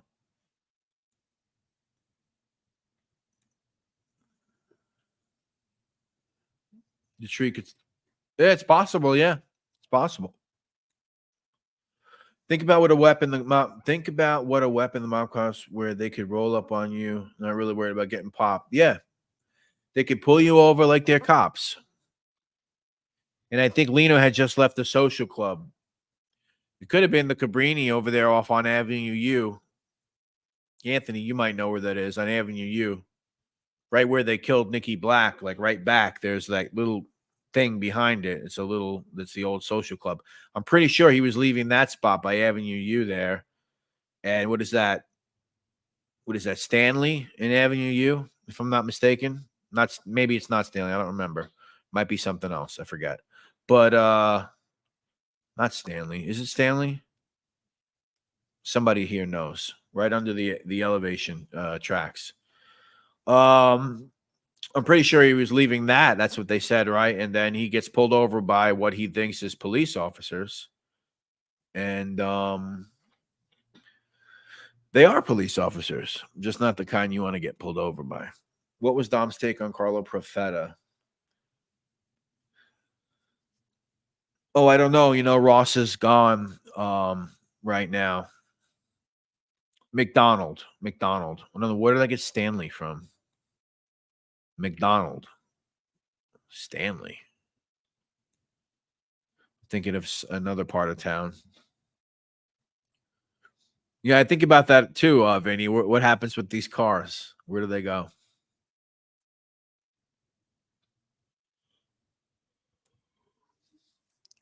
Profeta was a loan shark, a drug dealer for Roy since at least 74. Yeah. And then he ended up being a driver for Roy, I'm pretty sure.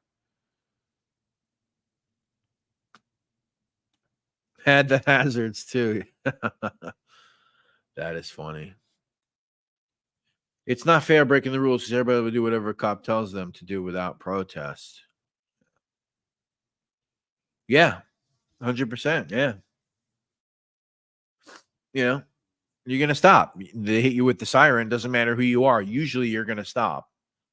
Especially a guy like an Eddie Lino or a mob guy. You're not really looking for that type of, Rambo shit. You're not going to like, oh, I better get away from the cops and run. You just pull over. Hey, what's going on, officer?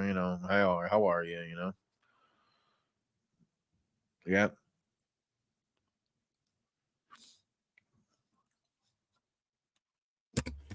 Oh, shit. Shut my mic. Who's driving Miss Daisy? I left the room for a minute. Are you talking about the video I just played, Greg? That was a mafia murder. Eddie Lino. You can buy these cars at the city. Yeah, I'm sure you can. Yeah, they don't tell you what. They don't tell you if they've been painted or not on the inside. There was a split. Rega, Grillo, Pinto faction. Chris faction. Chris faction was twins. Profeta, Pete, Chris. Kind of responsible because Dom faction can stand being around Chris. Yeah. My buddy bought a 69 Hemi. Oh, shit. Wow. Wow, that's a crazy thing to find at an auction. Jeez. Yeah, they're nice. I like them.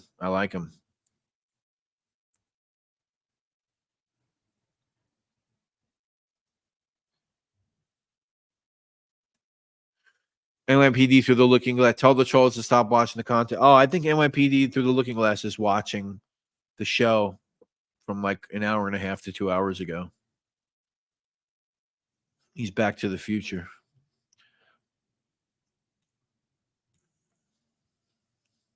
Kadji was creepier than DeMeo. Could be. Hazmat cleaning is extra. Should I see? I'm gonna go soon.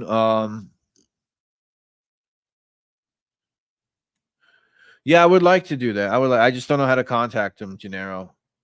And I don't want to go through a show that he's been on and be like, "Hey, can you put me in touch?" Blah blah blah. I don't want to do that. That's too weird.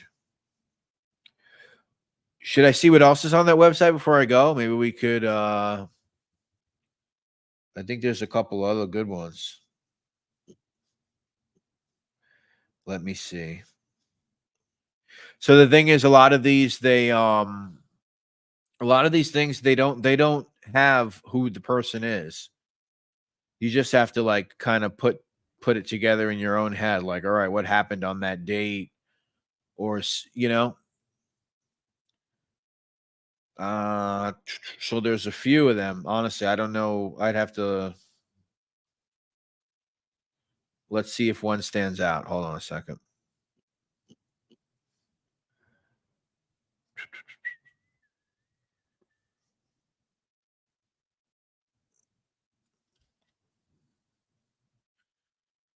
I'll have Quentin answer this one for you. The guy that says darkness underneath right there, La Calandra. Unless you're like far in the chat and you're Back to the Future like the other guy.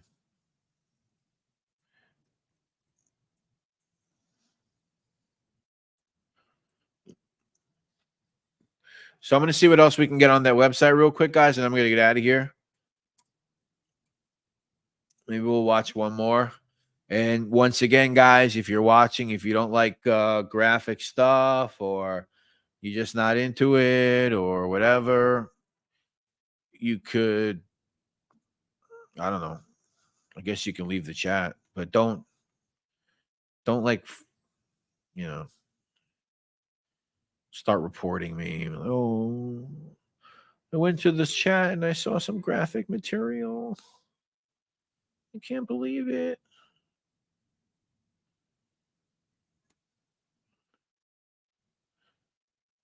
All right, so I'm going to research these guys, and then I'll next live I'll play one.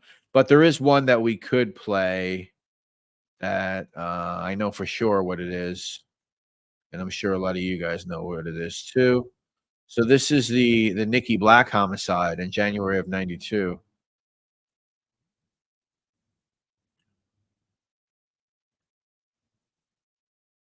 Let's watch this. And just so you guys know, the one that I'm going to show you right now, actually one of my walk and talk videos was going to this location and walking the neighborhood and showing you guys where these things happen.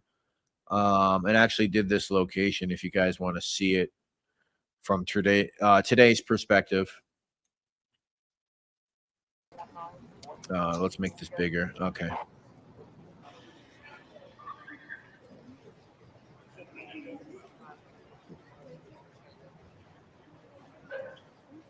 Get a close up. He's sitting in the seat.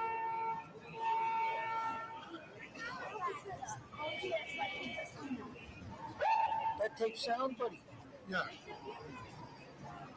The guy, there's a dead body in the front seat and the on the driver's side. If you can see it. Probably see.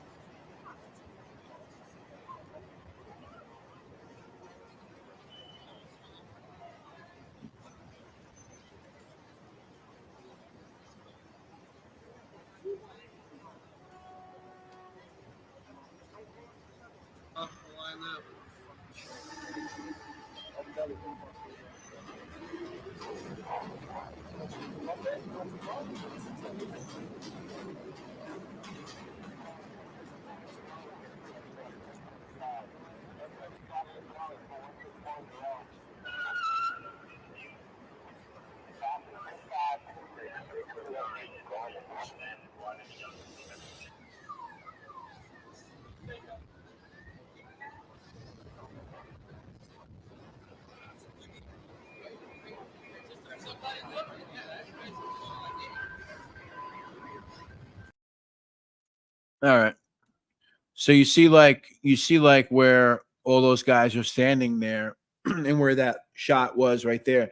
That's actually a Colombo club that's right there. So all those guys are probably outside watching. And then I think a little bit before that, like weeks before that or months before that, someone else actually got killed right outside that club.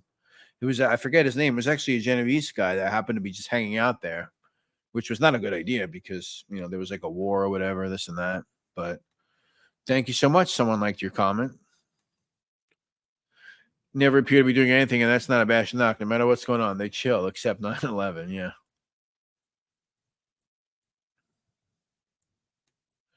What's the video with the one that I just showed, Jared? That was the murder of Nicholas Grancio, Nicky Black, Colombo murder, which was a Greg Scarpa and Larry Mazza and those guys did that. Actually, Larry Mazza claimed that after he blew Nicky Black's head off, after he blew Nicky Black's head off in that Land Cruiser, he said that he claimed, this is what he says, that he went back to the scene and he saw a bunch of kids hanging out there and he was like, what's going on here, guys? And the kid's like, oh, they killed, oh, there's a mafia war going on. They just killed another guy. And Larry Mazza said, no kidding. Wow. And then he just fucking drove off. Pretty crazy. Big, if true. Has anybody seen the movie where Tony Danza plays good? No, I have. I know what you're talking about. I haven't seen it though. No. Was told not to go around. Yeah, I think you're right, Anthony. He probably shouldn't have been there. Why would he be there? Pretty silly.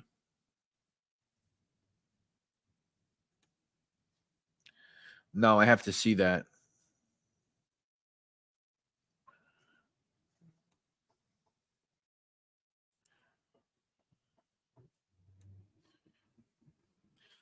Look deeper into the Manson case. A Manson and the victims were all dealing dope coming from the pay. Is that true? I've never heard that. Is that true?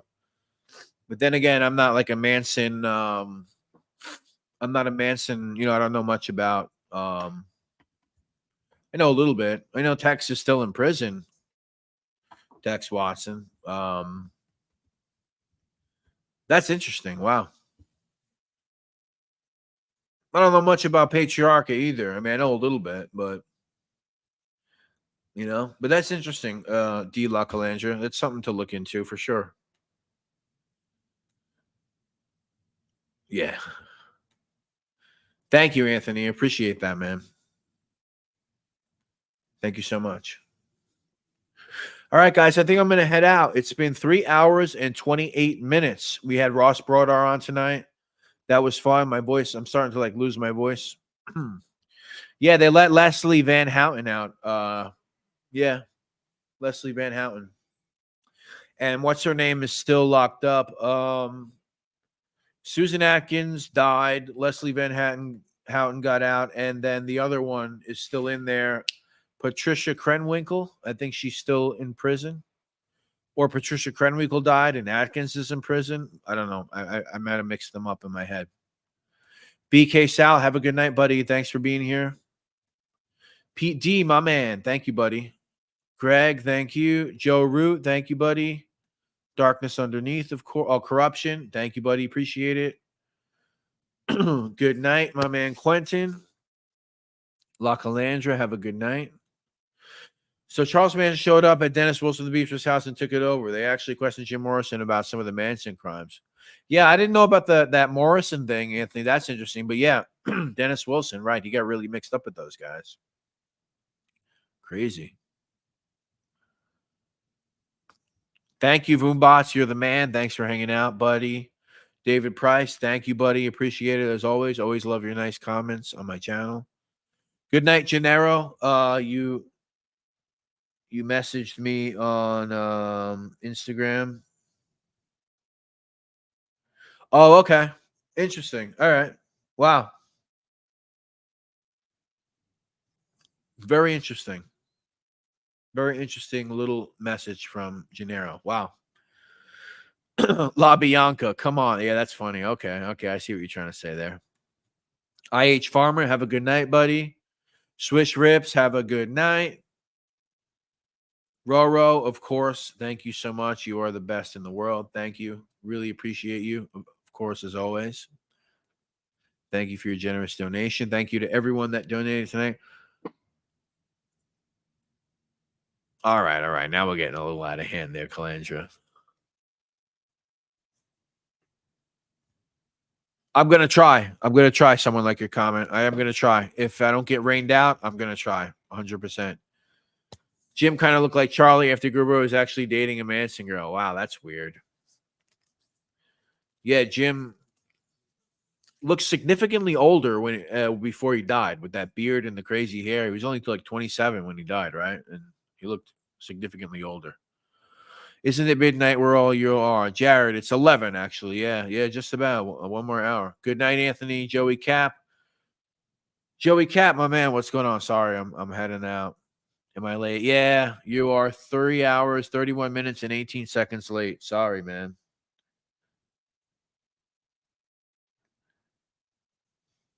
Roro G, another. Thank you so much, Roro. Another 50 from Roro. Roro, you're the best. I love you. Thank you so much. Thank you for being so kind. You are the best. Roro G, thank you.